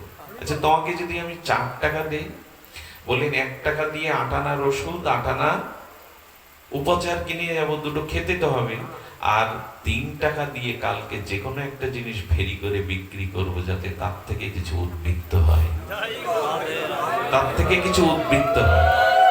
বিদ্যাসাগর বড় বড় চোখ করে তাকিয়ে 5 টাকা তৎকালীন সময় বের করে দিলেন। এর কয়েক বছর পর ওই রেল স্টেশনে বিদ্যাসাগর নেমেছেন, একটা বড় দোকানদার যুবক এসে ওনার পায়ে হাত দিয়ে প্রণাম করছেন, চোখের জলে ওনাকে স্তুতি করছেন। বলে, কে তুমি? আমাকে পায়ে হাত দিয়ে প্রণাম করছো, তোমাকে তো চিনি না। বললেন, আমি সেই যাকে আপনি 5টি টাকা এখান থেকে 10 বছর আগে দান করেছিলেন। সেই উদ্বৃত্ত টাকায় আজ আমি দোকান করেছি। আজ আমার দোকানে অনেকগুলো কর্মচারী, সব আপনার আশীর্বাদ। যোগ্যতা, অধিকার দাবি করলে পাওয়া যাবে না, আপনি যোগ্যতা বাড়ান। মানুষ প্রায়শ এখন যোগ্যতা না থেকে অধিকার দাবি করতে গিয়ে সমাজে বিশৃঙ্খলা বেড়ে যাচ্ছে। এই জন্য প্রথমেই শাস্ত্রে বলেছে যে, আচ্ছা, 2 ভাই, লক্ষ্য করুন, 2 ভাই বাবার সম্পত্তি 8 আনা পেল। এক ভাই সেই সম্পত্তি থেকে বৃদ্ধি করলো, আর এক ভাই সব শেষ করে দিল। এ ভাগের মানে কি? বরঞ্চ তোমার যদি যোগ্যতা থাকতো, ভাই ভাই মিলেমিশে থাকা, তাহলে ওই সম্পত্তি নষ্ট হতো না। যোগ্যতাটাই সবকিছু ধরে রাখে, দাবি করে কিছু পাওয়া, অধিকার ফলিয়ে লাভ নেই। আজকে প্রায় মানুষ অধিকার ফলায়, কিন্তু যোগ্যতার বিচারে সেই অধিকারী সে নয়। এই জন্য নিবেদন করব, বেশি কিছু চাইবার আগে চেয়ে কি পাওয়া যায় গো, চাওয়াটা ধরা দেবে যদি যোগ্যতাকে অর্জন করা যায়। তো সব থেকে বড় যোগ্যতা কি জগতে? সব থেকে বড় যোগ্যতা হলো ভগবত ভজন। আচ্ছা, কোন জিনিস থাকলে পৃথিবীর সব আপনার কাছে এসে ধরা দেবে? খুব মার্মিক কথা, বেশি সময় নেব না। তো কালকে পহেলা বৈশাখ, আমাদের ওয়ার 3:30 নগর কীর্তন আছে। এখনই চলে যেতে পারলে ভালো হয় হেলিকপ্টারে, তা তো আর নাই, যেতে 3-3.5 ঘন্টা সময় লাগবে। আমি যদি সামান্য একটু বলি যে এই কোন যোগ্যতা অর্জন হলে পৃথিবীর সব আপনার কাছে ধরা দেবে, সব ধরা দেবে বললে পৃথিবী কেন, পৃথিবীর উপরেও যা আছে তাও আপনার কাছে ধরা দেবে। আচ্ছা, সব জায়গায় বৃষ্টি হলে বৃষ্টির জলটা গড়িয়ে যায় কোথায়? যেখানে পুষ্করণী আছে, খাল বিল সাগর আছে, বললেন কি ওই সব গড়িয়ে এক জায়গায় আসে। তেমনি সব কিছুই আপনি পাবেন যদি একটা যোগ্যতা আপনার অর্জন হয়। সেই যোগ্যতাটা হলো আপনি যদি প্রকৃত সাধু হতে পারেন, জগতে সজ্জন হতে পারেন। আপনি যদি প্রকৃত সাধু, আমার মতো মালা তিলক নয়, বেশে সাধু নয়, বেশটা সাধুতা নয়, চরিত্রটাই সাধুত্ব। কেউ বেশ ফলিয়ে কেন দাবি করবেন না আমি হ্যাঁ তিলকমালার প্রয়োজন নয়, এটা নয়। ইউনিফর্ম না পরলে পুলিশকে কে মানবে? লুঙ্গি পরা পুলিশকে ইউনিফর্ম দরকার, তিলকমালা দরকার। তার মানে তিলকমালাই যে সাধুত্বের একমাত্র প্রকাশ বিকাশ তা নয়। সাধু মানে চরিত্র, সাধু মানে শুদ্ধ ব্যবহার, সাধু মানে লোকহিত কাজে যিনি জীবন উৎসর্গ, পরের ভালোর জন্য যিনি জীবন উৎসর্গ করেছেন, এইগুলোই হলো সাধুর বিশেষণ। শুধু পোশাক দিয়ে সাধু বিবেচনা করা ঠিক নয়। প্যান্ট পরেছে বলে সে সাধু না, এরকম বুদ্ধি যেন না আসে। ওর দিকে আর চোখে তাকাবেন না। ওর মধ্যে যে ক্ষমা গুণ আছে সেটা হয়তো আমার মধ্যেও নাই। তবে হ্যাঁ, সনাতন ধর্মের মানুষকে একটা জিনিস বারবার আমরা বলছি, অন্তত ভাগবতে আসতে গেলে যেন আমরা আমাদের, সে আপনি দোকান থেকে যাচ্ছেন, অফিস থেকে যাচ্ছেন, জানতেন না এসে বসেছেন, সে আপনি লুঙ্গি পরে বসুন, কিন্তু জ্ঞাত বা জানলে ভাগবত আসলে অন্তত আমাদের একটা বৈদিক পোশাক পরে আসা, হিন্দুত্ব বজায় রেখে আসা উচিত। এটা হলে কি হয়, অন্যরা এটা দেখে অনুসরণ করে। ধুতি পরে যাচ্ছেন উনি, আমিও যাই, এগুলি একটু যদি মানি, এটা আমাদের পার্শ্ববর্তী ধর্মের মানুষদের মধ্যে আছে দেখবেন, ওই সবার মাথায় ওইটা আছে। কেউ দেয়নি, কেউ দিয়েছে এরকম না, পকেটেই রেখে দেয়। তত ধর্মীয় অনুশাসনে বা ধর্মীয় অনুষ্ঠানে আসতে গেলে আমাদের উচিত হলো একটু বৈদিক পোশাকটা সমীহ করা, শ্রদ্ধা করা, যাতে অন্যের ভিতরে এটা চালিয়ে যায়। তাহলে যোগ্যতা হলো কি না, সাধুত্বই হলো যোগ্যতা। সেই যোগ্যতা যদি আপনি অর্জন করতে পারেন, দেখবেন ধ্রুব মহারাজের চরিত্র।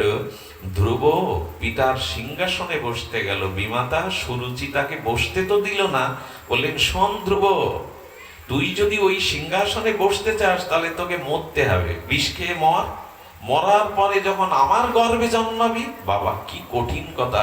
সৎ মা হয়ে বলতে পারে ওই 5 বছরের ধ্রুবকে যে তুই মর, বিষ খেয়ে আত্মহত্যা কর? মানুষ যখন হিংসা প্রকাশ করে তখন তার মধ্যে কি জাতীয় ভাব আসে দেখুন। একজন রমণী 5 বছর ধ্রুবকে, বাবার সিংহাসন তো, সৎ মা তাকে বলছে তোকে বিষ খেয়ে মরতে হবে, তারপরে আমার গর্ভে জন্মালে তবে ওখানে বসবার। খুব ব্যথা পেয়েছিল ধ্রুব মহারাজ, খুব ব্যথা পেয়ে, আর সুনীতি মায়ের কাছে এসে খুব কেঁদেছিল। মা, একই তো বাবা, সৎ মা কেন বললো আমাকে মরে ওর গর্ভে জন্মাতে হবে? আর আমাদেরও দশা। ধ্রুবের পিতা কাকে নিয়েছিল? সুনীতিকে প্রশ্রয় দিত না, সুনীতির কাছে খুব থাকতো না, থাকতো সুরুচির উত্থানপাত। কার কাছে থাকতো? আচ্ছা, শব্দটা আবার উচ্চারণ করি, সুনীতি সুরুচি। আমরা প্রায়শ মানুষ এখন সুনীতিকে বাইরের বাড়িতে রেখে দিয়েছে উত্থানপাত, আর কাছে রেখে দিয়েছে সুরুচিকে। আমাদের দুর্দশা তাই নাকি? আমরা সুনীতিকে দূরে ঠেলে দিয়ে এখন যা ভালো লাগে, রুচি মানে আমার যা ভালো লাগে তাই করছি। তাকে কাছে রেখে দিয়েছি, যা আমার ভালো, আমার ভালো লাগাটা রাখে দিয়েছি, কিন্তু সুনীতিকে বাইরে ঠেলে দিয়েছি। দুর্দশা তো তখনই আসে আমাদের। এই জন্য দয়া করে মাঝে মাঝে শুধু মিষ্টি খায়েন না, তিতো খান, সুনীতিকে পালন করুন। সবসময় যা ভালো লাগবে তাই যারা করে তাদের জীবন নষ্ট হবে। সব পেলে নষ্ট জীবন। যা কিছু ভালো লাগছে আপনি তাই, কার কি আসে যায়, কার কি আসে যায়, আমার যা ভালো লাগে আমি তাই করব। এটাই হলো সুরুচি। কিন্তু সুরুচির ঘরে যারা থাকে তাদের ঘরে উত্তম জন্মায়। উত্তম মানে বাইরে ভালো দেখা যায়, উত্তম বেশি দিন টিকে থাকেনি। কিন্তু সুনীতির গর্ভে যে ধ্রুব জন্মালো, ধ্রুব মানে সত্য, ধ্রুব মানে নিত্য, সেই ধ্রুবই টিকে গেল। উত্তম টিকতে রুচির দ্বারা কিছুদিন ভালো লাগে, তারপরে আর ওটা টিকে থাকে না। নীতি টিকে থাকে, আদর্শই টিকে। এর কত বড় সংকেত দিয়েছেন ভাগবত। ভাগবত শুধু গল্প নয়, ভাগবত শুধু কাহিনী নয়, এটা জীবন দর্শন। এই জন্য ধ্রুব কি করলো দেখুন, আমি একটা কথা বলেছি, সব জল গড়িয়ে যেমন পুকুরে যায়, তেমনি একটা গুণ অর্জন করতে পারবে, জগতের সব পাওয়া এসে আপনার মধ্যে মিশবে, সেটা হলো সাধুত্ব। ধ্রুবের মা তখন বলল, ধ্রুব রে, এই রাজ সিংহাসন কেন, অনন্ত ব্রহ্মাণ্ডেরও সিংহাসন তুই পেতে পারিস, আর সেটা একজন দিতে পারে, সেটা হরি দিতে পারে, হরি দিতে পারে। যা, তুই জঙ্গলে গিয়ে ভগবানের তপস্যা কর, যদি ভগবানের ভক্ত হতে পারিস, ভক্তি লাভ করতে পারিস, তবে জগতের এরকম একটা সাধারণ সিংহাসন না, অনন্ত জগতের সবকিছু কথাটা আমাদের সংকেত দিচ্ছে না। যোগ্যতাটা কি অর্জন করতে হবে? ভক্ত হতে হবে, ভক্তি অর্জন করতে হবে। পৃথিবীতে এর থেকে বড় যোগ্যতা নাই, পৃথিবীতে এর থেকে বড় যোগ্যতা নাই। নিজেকে সাধু করা, নিজেকে শুদ্ধ ভক্ত তৈরি করা। সারা পৃথিবী জানেন, পিতামাতাকেও সন্তান প্রণাম করে না, আর সাধুকে প্রণাম করবে বলে এখনো মানুষ রোদ্দুরে আধা ঘন্টা 1 ঘন্টা লাইনে দাঁড়িয়ে থাকে। এর কারণ কি? এর কারণ, যদি আপনার ভিতরে সাধুত্ব থাকে, ভক্তি থাকে, তবে জগৎ আপনাকে চাইবে, সব পাওয়া আপনাকে এসে মিশবে। ছোটবেলায় গীতা পড়তাম একটা লোভে, গীতা পড়ার আগে মাহাত্ম্য পড়ে নিতাম, ফল আছে ওখানে, এই করলেই হবে। আমরা তো ফল না জেনে কিছু করতে চাই না। ওই একটা কথা আমাকে গীতা পাঠে খুব উদ্বুদ্ধ করত। সেই ছেলেবেলাকার সেই অল্প বুদ্ধিবিদ্যা মনে, গীতা যে পড়ে সকলের সাথে তার বন্ধুত্ব হয়। আছে না মাহাত্মের এরকম একটা কথা, যে গীতা পাঠ করে সে সকলের প্রিয়। কে না প্রিয় হতে চায় বলুন তো সকলে? বুঝেছিলাম যদি গীতা পাঠ করি তাহলে সকলের প্রিয়। হ্যাঁ, সেটা কম বেশি পরবর্তী জীবনে দেখলাম যে না, লোভের দ্বারা গীতা পাঠ করলেও কাজে লেগেছে, এটা প্রিয় হওয়া যায়। ভগবানের কথা বললে সকলের প্রিয় হওয়া যায়। এই জন্য এই যোগ্যতাটা অর্জন করেন। ডাক্তার, মাস্টার, ইঞ্জিনিয়ার আপনি হবেন, হয়েছেন অনেকেই, তাতে যে জীবনে শান্তি এসেছে তা আসেনি। কিন্তু এমন একটা যোগ্যতা অর্জন করবেন, যা অর্জন করলে পৃথিবীর সব শান্তি পরাভব আপনার জীবনে আসবে। শুধু ভক্তগণ জানেন, ব্রজে ব্রজে সাধুরা পায়ে হাত দিতে দেয় না অনেকেই, কিন্তু অনেককে দেখেছে যে পথ দিয়ে সাধু হেঁটে যায়, সেই ধুলাতে কত মানুষ গড়াগড়ি দেয়, কত মা আঁচল দিয়ে সেই ধুলাটা এনে সন্তানের গায়ে, সংসারের আপনজনের গায়ে মাথায়। বলুন তো, ওর তো 4টে পা না, সাধুর তো 2টোই পা। তার তার চরণটা ধুলিতে অঙ্কিত হলে সেটা মানুষ গড়াগড়ি দেবে কেন? সেটা মানুষ গায়ে মাখবে কেন? এতটা মর্যাদা যদি আপনার ভিতরে ভক্তি থাকে, আপনার ভিতরে ভজন থাকে। সেই ধ্রুবকে মা বলল, ধ্রুব, একমাত্র ভগবানই তোর আশা পূর্ণ করতে পারে। তুই যদি হরি ভজন করিস, ভগবান ভজন করিস, জঙ্গলব্ধা চাপরঙ্গলা ভং মন্নাতে নাধিকং তত যস্মিন স্থিত ন দুঃখেন গুরুনাল্লপি বিলাসচাতে। ওগো, যা পেলে আর পাওয়ার কিছু বাকি থাকে না, যা লাভ করলে আর লাভের কোনো অপেক্ষা থাকে না, যা জানলে আর জানার কোনো অবশেষ থাকে না, সেই ভগবানকে জানো, ভগবানকে ভক্তি করো, সব এসে মিলবে, সবই পাবে, তুমি সবই পাবে।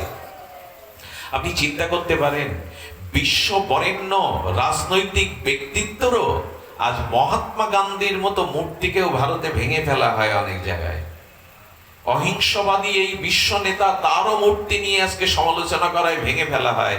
কিন্তু লক্ষ্য করবেন, 70 বছর বয়সে এসি ভক্তি বেদান্ত স্বামী প্রভুপাদ ইস্কনের প্রতিষ্ঠাতা ওই বৃদ্ধ বয়সে, 70 বছর বয়সে একরকম খালি হাতে আমেরিকায় গিয়ে সারা বিশ্বকে তিনি জয় করলেন। কোন ক্ষমতায় এটা জয় হয়? কোন বিশ্ব নেতৃত্ব পৃথিবীতে এ জাতীয় শান্তি কল্যাণ আনতে পারেনি প্রভুপাদ, যেটা এনেছেন। এর একমাত্র কারণ 70 বছরের ভারতীয় এই ভক্তি বেদান্তের চিত্তে ছিল হরি নাম আর ভগবত ভক্তি। কিসে মানুষ জয় করতে পারে জগৎ? কিসে মানুষ জগতে শান্তি পেতে পারে, প্রাপ্তি পেতে পারে? একমাত্র আপনি যদি শুদ্ধ ভক্তির অধিকারী হন, শুদ্ধ সাধু হন। জানেন, বৃন্দাবনে, আহা, শ্রীরাম বৃন্দাবনে স্বর্গস্বামীর অন্যতম আচার্য বর্য ছিল রূপ ও সনাতন। সনাতন গোস্বামী রাজমন্ত্রী ছিলেন হোসেন শাহ। সব ত্যাগ করে ছেঁড়া খাতা গায়ে দিয়ে এক এক বৃক্ষতলে বাস করছেন। এক এক বৃক্ষ কি খেতেন জানেন গোস্বামীপা? এ কি ভাষায় বলা যায়? মথুরার ব্রজবাসীর দুয়ারে কিছু শুকনো আটা ভিক্ষা করতেন। ওই আটাটা চেয়ে এনে যমুনার জলে একটু ভিজিয়ে হাত দিয়ে চ্যাপটা করে আগুনে শুকিয়ে পেতেন লবণহীন। এই ছিল একদা যে রাজমন্ত্রী ছিল তার খাদ্য। ছেঁড়া কাঁথা গায়ে দিয়েছেন কবে থেকে জানেন? মহাপ্রভু তখন বারাণসীতে, কাশীতে চন্দ্রশেখরের গৃহে মহাপ্রভু বসে আছেন। সনাতন এসেছে।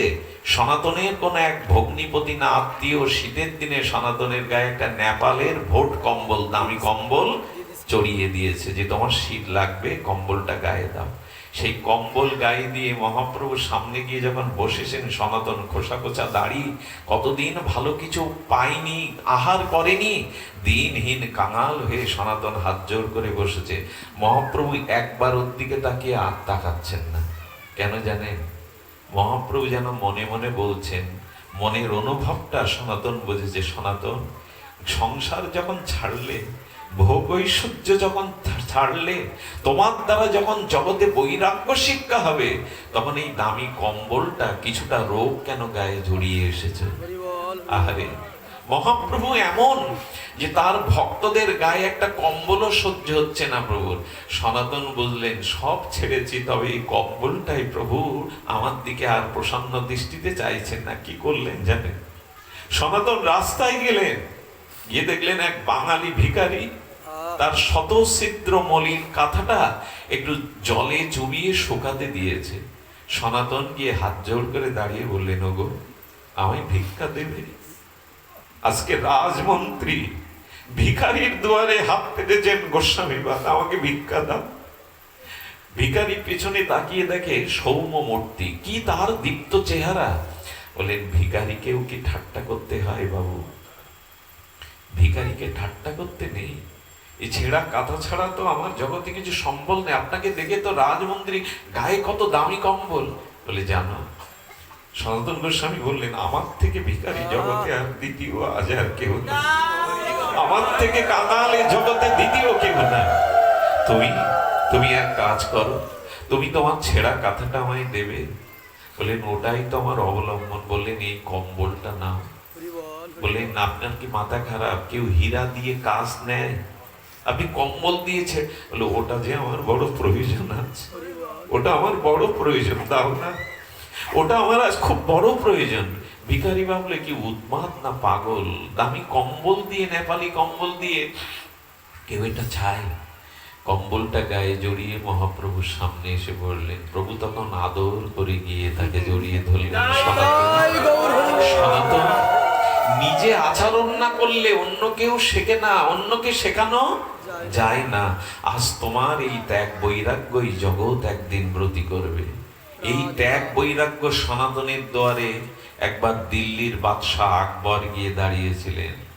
এমন যোগ্যতা অর্জন করেছেন সনাতন গোস্বামী যে দিল্লির বাদশাহ আকবর গিয়েও সম্রাটও দাঁড়ায়। দেখবেন প্রধানমন্ত্রী শেখ হাসিনা তিনিও যখন নির্বাচনের আগে প্রচারণায় যান তখন শাহজালালের মাজারে গিয়ে হাত পাতেন। কেন? তুমি এত ক্ষমতাধর নেত্রী, তুমি কার কাছে হাত পাতত? বলে সর্বশক্তির উৎস তিনি, চাইলেই সবকিছু পাওয়া যায় না তিনি যদি না করুণা করেন।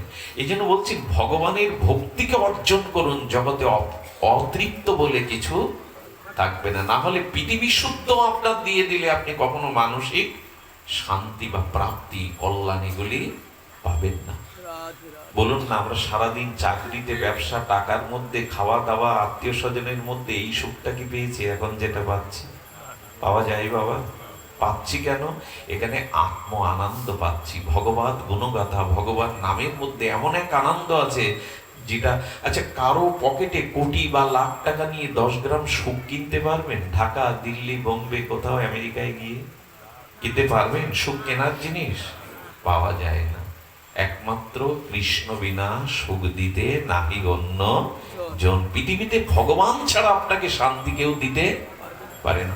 আচ্ছা আজকে এরা যে কুণ্ডবাড়িতে অনুষ্ঠানের আয়োজন করেছেন, এত সুন্দর বাতাবরণ, এত ভক্তবৃন্দ, আকাশে যদি ঝড় উঠত, মেঘ বৃষ্টি হতো, এই অনুষ্ঠান হতে পারত?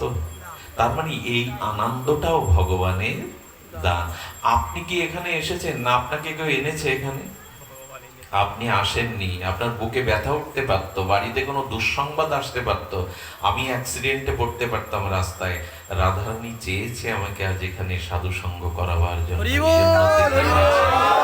এই জন্য তিনি এনেছেন।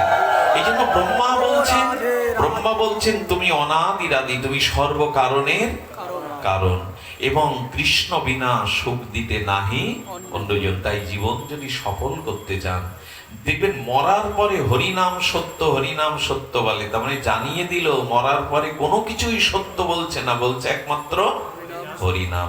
এই জন্য ভগবানকে ভালোবাসুন, ভগবানের ভজন করুন, এটাই হলো জীবন প্রাপ্তির সর্বোত্তম উপায়, শান্তির একমাত্র উপায়। ধ্রুব যখন বনবাসে যাবে, পিতা এসে, উত্থানপাদ এসে কি বলছেন? ধ্রুব তুই তো আমার ছেলে, আমি তোকে রাজ্যের অর্ধেক দিয়ে দেব, তুই বনবাসে যাস না। ধ্রুব তখন মনে মনে বলছেন এখনো ভজনে যায়নি, এখনো ঘরের চৌকাঠ ডিঙায়নি, তাতে অর্ধেক রাজ্য, না জানি ভজনে গেলে তাহলে কি পাবো। আচ্ছা ধ্রুব যখন চৌকাঠ পেরিয়ে বাইরে আসছে, উত্তানপাদ বলছে ধ্রুব যাস না, তুই আমার আদরের সন্তান, আমি তোকে রাজ্য দিয়ে দেব। বলে ঘরের বাইরে বেরিয়েছি হরিভজনের জন্য, তাতে রাজ্য এসে জুটছে, না জানি হরিভজন করলে কি জুটবে, না জানি হরিভজন করলে জগতে কি জুটবে। ধ্রুব আর পেছন ফিরে তাকায়নি। আপনারা জানেন কি কঠোর তপসাধনা করেছিলেন ধ্রুব, এক পায়ে দাঁড়িয়ে, না খেয়ে না দে, বাঘকে দেখে, বনের বাঘকে দেখে জড়িয়ে ধরতে যাচ্ছে, ও তুমি আমার পদ্মবর্ষার লোচন হরি। আচ্ছা বাঘ কামড়ানো না কেন, ক্ষতি করলো না কেন? মানে এত সরলতা, হরিকে এমন আবেগে উৎকণ্ঠা ব্যাকুল হয়ে খুঁজছে, বাঘকে বলছে তুমি কি আমার পদ্ম পলাশ লোচন হরি। ধ্রুবের মা সুনীতি জিজ্ঞাসা করেছিল, নারদ আমার ছেলেটা বেঁচে আছে হরি ভজন করতে গিয়ে? জঙ্গলে কত সাপাত শঙ্খ আর হিংস্র জীব জন্তু আছে, আমার ছেলে বেঁচে আছে। বললো মা শোনো তাহলে, যে ভগবানের পাদ পদ্ম হৃদয়ে স্মরণ করে, যে ভগবানকে স্মরণ করে, মনন করে, সাধন করে, জানো মা ওখানে শিব ঠাকুর থেকে শুরু করে, দুর্গা থেকে শুরু করে সমস্ত দেব দেবীরা অস্ত্র হাতে ধ্রুবকে রক্ষার জন্য দাঁড়িয়ে আছে, ধ্রুবকে রক্ষার জন্য দাঁড়িয়ে আছে। ভক্ত যদি ভগবত ভজনে ব্রতী হয়, সমগ্র দেব শক্তি তাকে রক্ষা করার জন্য প্রস্তুত হয়ে যায়। আমি নিজে দেখেছি, জানেন, ঘটনাটা ভুলতে পারি না। আজ থেকে 21 বছর 22 বছর আগের ঘটনা। আমার সাথে ধনঞ্জয় আছে, আমার সাথীরা আছে। আমি 22 জন যুবক ছেলেকে নিয়ে এক জায়গায় পাঠ করতে গেছি, কীর্তন করতে। সেখান থেকে রাত 1টা 2টো ফিরছি। যে জায়গাটায় আমাদের সতর্ক করা হয়েছিল এই রাত্রে যেও না, ওটা ওইখানে প্রতিদিনই ছিনতাই হয়, দস্যুবৃত্তি হয়, সন্ত্রাসীরা থাকে। আমাদের আটকে দিল কাটা রাইফেল অস্ত্র দিয়ে আটকে দিল, কেউ ভ্যানে, আমরা কেউ সাইকেলে। 22 বছর আগের ঘটনা। যখন আটকে দিল, আমি দাঁড়িয়ে দাঁড়িয়ে ভাবছি, সঙ্গে সঙ্গে ওরা অস্ত্র উঁচিয়ে বলছে যার যার যা আছে এটা দিতে হবে। তারা, তাদের তো ভাষা অন্যরকম, তারা অস্ত্র উঁচিয়ে পিস্তল উঁচিয়ে যখন বলছে, হঠাৎ যে ঘটনাটা ঘটলো, পেছন থেকে একটা সাজলাইট দ্রুত গতিতে একটা গাড়ি আসছে। তখন সন্ত্রাসীরা বলছে কেউ নড়বি না, তোদের দ্বারাই আমরা ওদের আটকাবো। তখনই আমার চোখে জল এলো। মায়ের কোল থেকে এই যে কিশোরদেরকে নিয়ে গেছি, গাড়িটা যদি আমাদেরকেই দুঃসময়ে চাপা দিয়ে চলে যায়, আমি কি জবাব দেব মায়ের কাছে? তখনই হঠাৎ বললাম, প্রভু, গোবিন্দ শব্দটা ভেতর থেকে বেরিয়ে এলো, হে গোবিন্দ। যেই বললাম, গাড়িটা খুব দ্রুত এসে ওখানে ব্রেক করলো, একদম কাছাকাছি এসে। কাছাকাছি ব্রেক করার পরেই সন্ত্রাসীরা বলছে হেডলাইট নিভাতে। তাদের ভাষা তো অন্যরকম। যেই বলেছে গালি দিয়ে, সঙ্গে সঙ্গে ওরা একটা ফায়ার করার সাথে সাথে গাড়ি থেকে, আসলে আর্মির একটা অপারেশনে যাচ্ছিল এই গাড়িতে, সঙ্গে সঙ্গে নেবে তারাও যখন ফায়ার শুরু করলো, ওর মধ্যেই দাঁড়িয়ে আমরা, তারা পলালো। আমাদেরকে তিলক মালা দেখে বললো, তোমরা গাড়িটা আগে নাও, আমরা তোমাদের পৌঁছে দিচ্ছি। সেই দিন বাড়ি এসে হাউমাউ করে মায়ের কাছে কেঁদেছিলাম, মা, সারা জীবন বলেছি ভগবান রক্ষা করেন, আজকে দেখে এলাম গাড়িটা 2 মিনিট পরে আসতে পারত না। এই জন্য ভগবত চরণ যে আশ্রয় করবে, সমস্ত পৃথিবীর দেব দেবী অনন্ত গ্রহ নক্ষত্র তাকে রক্ষার জন্য ব্যতিব্যস্ত হয়ে যাবে। কারণ ভগবানের কাছে জবাবদিহি করতে হবে তাদের, আমার ভক্তকে কেন রক্ষা করনি। এই দায়িত্ব তোমাদের, এই দায়িত্ব তোমাদের। এই জন্য ভজন করুন, ভগবানের চরণাশ্রয় করুন, তাহলে দেখবেন সমস্ত সুরক্ষা কবচ তৈরি হয়ে যাবে। ধ্রুব, আপনারা জানেন, ধ্রুবকে ভগবান চতুর্ভুজ বিলাসমূর্তি নারায়ণ বা বিষ্ণু এসে দেখা দিয়েছিলেন। ধ্রুব বলছে, প্রভু, তোমাকে দেখে আমার স্তুতি করতে ইচ্ছা করছে, কিন্তু আমি বিদ্যা জানি না, লেখাপড়া জানি না। ভগবানের সেই চতুর হাতের এক হাতে শঙ্খ আছে, শঙ্খটা ছুঁয়ে দিলেন। যেই শঙ্খ ছুঁয়ে দিলেন, স্তুতি করতে লাগলেন প্রহ্লাদ, পরম স্তুতি করতে লাগলেন। আপনার ভগবান যাকে করুণা করে, সে বোবাও পণ্ডিত হয়ে যেতে পারে, মূর্খ পণ্ডিত হয়ে যেতে পারে। স্তুতি করতে করতে করতে বললেন প্রহ্লাদকে, প্রহ্লাদ, একটা বর চাও। বললেন, প্রভু, কাজ খুঁজতে এসে কাঞ্চন পরশ পথর পেয়েছি, রাজ্য সিংহাসন খুঁজতে এসে তোমার চরণ পেয়েছি, আমার তো আর চাওয়ার কিছু নেই, আমার তো আর পাওয়ার কিছু নেই প্রভু, তোমার চরণ পেয়েছি, আর কিছু পাওয়ার নেই। ভগবান কি বলছেন শুনুন। ভগবান বলে, ধ্রুব, বড় সাত করে বৈকুণ্ঠ থেকে এসেছি তোমাকে কিছু দেব বলে, তুমি যদি কিছু না নাও, আমার বুকে যে ব্যথা করবে। যে মায়ের স্তনে দুধ আছে না, যদি তার শিশু সন্তান দুধ টেনে না খায়, মায়ের বুকটা ভারী হয়, ব্যথা হয়। আমি তোমাকে দিতে এসেছি, যদি না নাও, আমার বুক যে ব্যথা করবে। ভগবানের কি ভাষা! তখন বললেন, তোমার বুকে ব্যথা করবে এটা আমি চাই না, তবে যদি বর দিতে চাও তো এই বর দাও। কি বললেন? ধ্রুব বললেন, শতাং তৈমে প্রসঙ্গ। উনি বললেন, এই শ্লোকের একটা চরণ হলে, প্রভু, আমি তোমাকে চাই না। বলে, বারে, সাধনা ভজন করে আমাকে পেয়ে বলছেন বর চাইতে, তুমি আমাকে চাও না তো কাকে চাও? বলে, প্রভু, বলে, আসলে তুমি তো শিশু, তুমি ঠিক চাইতে জানো না, আমাকে চাও না তো কি চাও? বলে, প্রভু, আপনাকে পেয়ে আমার কি হবে? আমি আপনাকে চাই না, আমি মোক্ষ চাই না, আমি মুক্তি চাই না, আমি স্বর্গের পদ ব্রহ্মপদ চাই না। আমি চাই তোমার অমলাত্মা, বিমলাত্মা, শুদ্ধ ভক্ত, যার হৃদয়ে ফল্গু ধারার ন্যায় তোমার ভক্তি প্রবাহমান। যে ভক্তের হৃদয়ে তোমার ভক্তি ফল্গুর ন্যায় বহমান, তোমার সেই নিষ্কিঞ্চন শুদ্ধ প্রেমিক ভক্তের চরণে বসে আমি তোমার নাম রূপ লীলা কথা শুনতে চাই। আমি তোমাকে চাই না, আমি তোমাকে চাই না, তোমার ভক্ত সঙ্গ চাই। আর সেই ভক্তের চরণে বসে তোমার নাম রূপ লীলা কথা শুনতে চাই। আশ্চর্য না? ভগবান বললেন, মানুষ সাধু সঙ্গ হরি কথা শোনে আমাকে পাওয়ার জন্য, আমি সাধ্য বস্তু আর ওগুলো সাধন। আর তুমি সাধ্য বস্তু আমাকে পেয়ে আবার নিচে চলে যেতে চাইছো সাধু সঙ্গে হরি কথা কেন? ধ্রুব তখন বললেন, প্রভু ঠিক বলেছে, আমি শিশু। আচ্ছা, কোন শিশু যার দাঁত ওঠেনি তার কাছে ইক্ষুদণ্ড দিলে, আখণ্ড দিলে, সে চর্বিত করে রস নিষ্কাশন করতে পারবে না? পারবে না। কি করতে হবে? ওই আটটা যন্ত্রের দ্বারা প্রেষণ করে যদি তরল রস পাত্রে করে মুখে দেয়া হয়, তখনই শিশু পান করতে পারবে। বললেন, প্রভু আমি তো শিশু, আর তুমি হলো আখের ইক্ষুদণ্ড, তোমার মধ্যে রস আছে, প্রেম আছে, কিন্তু আস্বাদন করার আমার যোগ্যতা নাই। কিন্তু তোমার ভক্ত যারা, তারা ভজন সাধন অনুরাগ প্রীতি দ্বারা তোমার সেই প্রেম ভক্তিকে নিগড়ে হরি কথা হরি নামের মধ্যে আমাকে যদি পান করায়, তখনই আমি তোমার রস পান করতে পারবো। এই জন্য আমি তোমাকে চাই না, তোমার ভক্ত সঙ্গে তোমার লীলা কথা প্রেমামৃত হরি কথা চাই। দেখুন, যারা হরি কথা শ্রবণ করতে আসেন, তারা হরিকে পাওয়ার থেকে বেশি পান।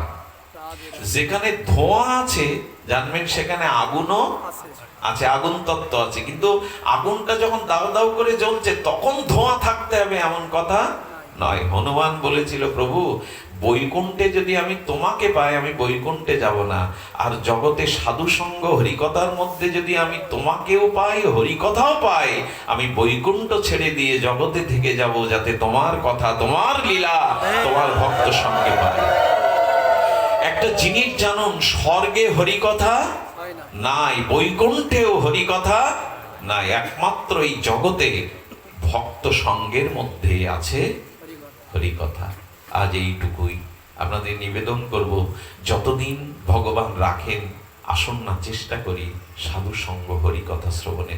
আচ্ছা, এখানে এখন যে পরিবেশ, এখানের এখন যে বাতাস, আমরা জানেন অন্যান্য ধর্মীয় অনুষ্ঠান যা আমাদের আছে সনাতন ধর্মে, এরকম পরিবেশ পাওয়া যায় কি যজ্ঞ বা পূজা পার্বণে? এখানের বাতাসটা এখন এমন, এই বাতাস যার গায়ে লাগবে তার মন অশুদ্ধ চিন্তা করবার ক্ষমতা হারিয়ে ফেলবে।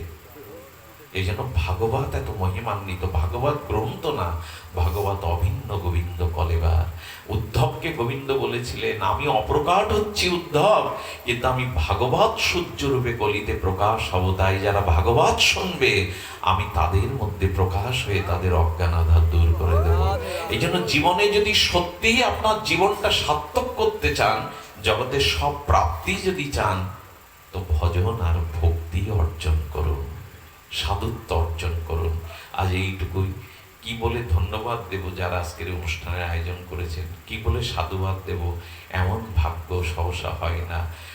10 লক্ষ অশ্বমেধ যজ্ঞের থেকে এক ভগবানের নামের মহিমা আরো বেশি। আজকে তারা 10 লক্ষ না, 10,000 অশ্বমেধ যজ্ঞের থেকে আজকে তারা বেশি ফল প্রাপ্ত হচ্ছেন। শুদ্ধ ভক্তের চরণধূলি যেখানে পড়ে, সেখানে অনন্ত তীর্থ এসে বিরাজ করে। তো আজ এই কুণ্ডবাড়ি ধন্য, যারা কষ্টার্জিত অর্থ দ্বারা এই অনুষ্ঠানে যারা আয়োজন করেছেন। কিন্তু একজনের কথা না বললে অকৃতজ্ঞ হব, সেটা আমার মাতা ঠাকুরানী, আমাদের লক্ষ্মী মাতা ঠাকুরানী, তাকে মা বলেই ডাকি। তিনি চেয়েছিলেন, বাবা একবার আমাদের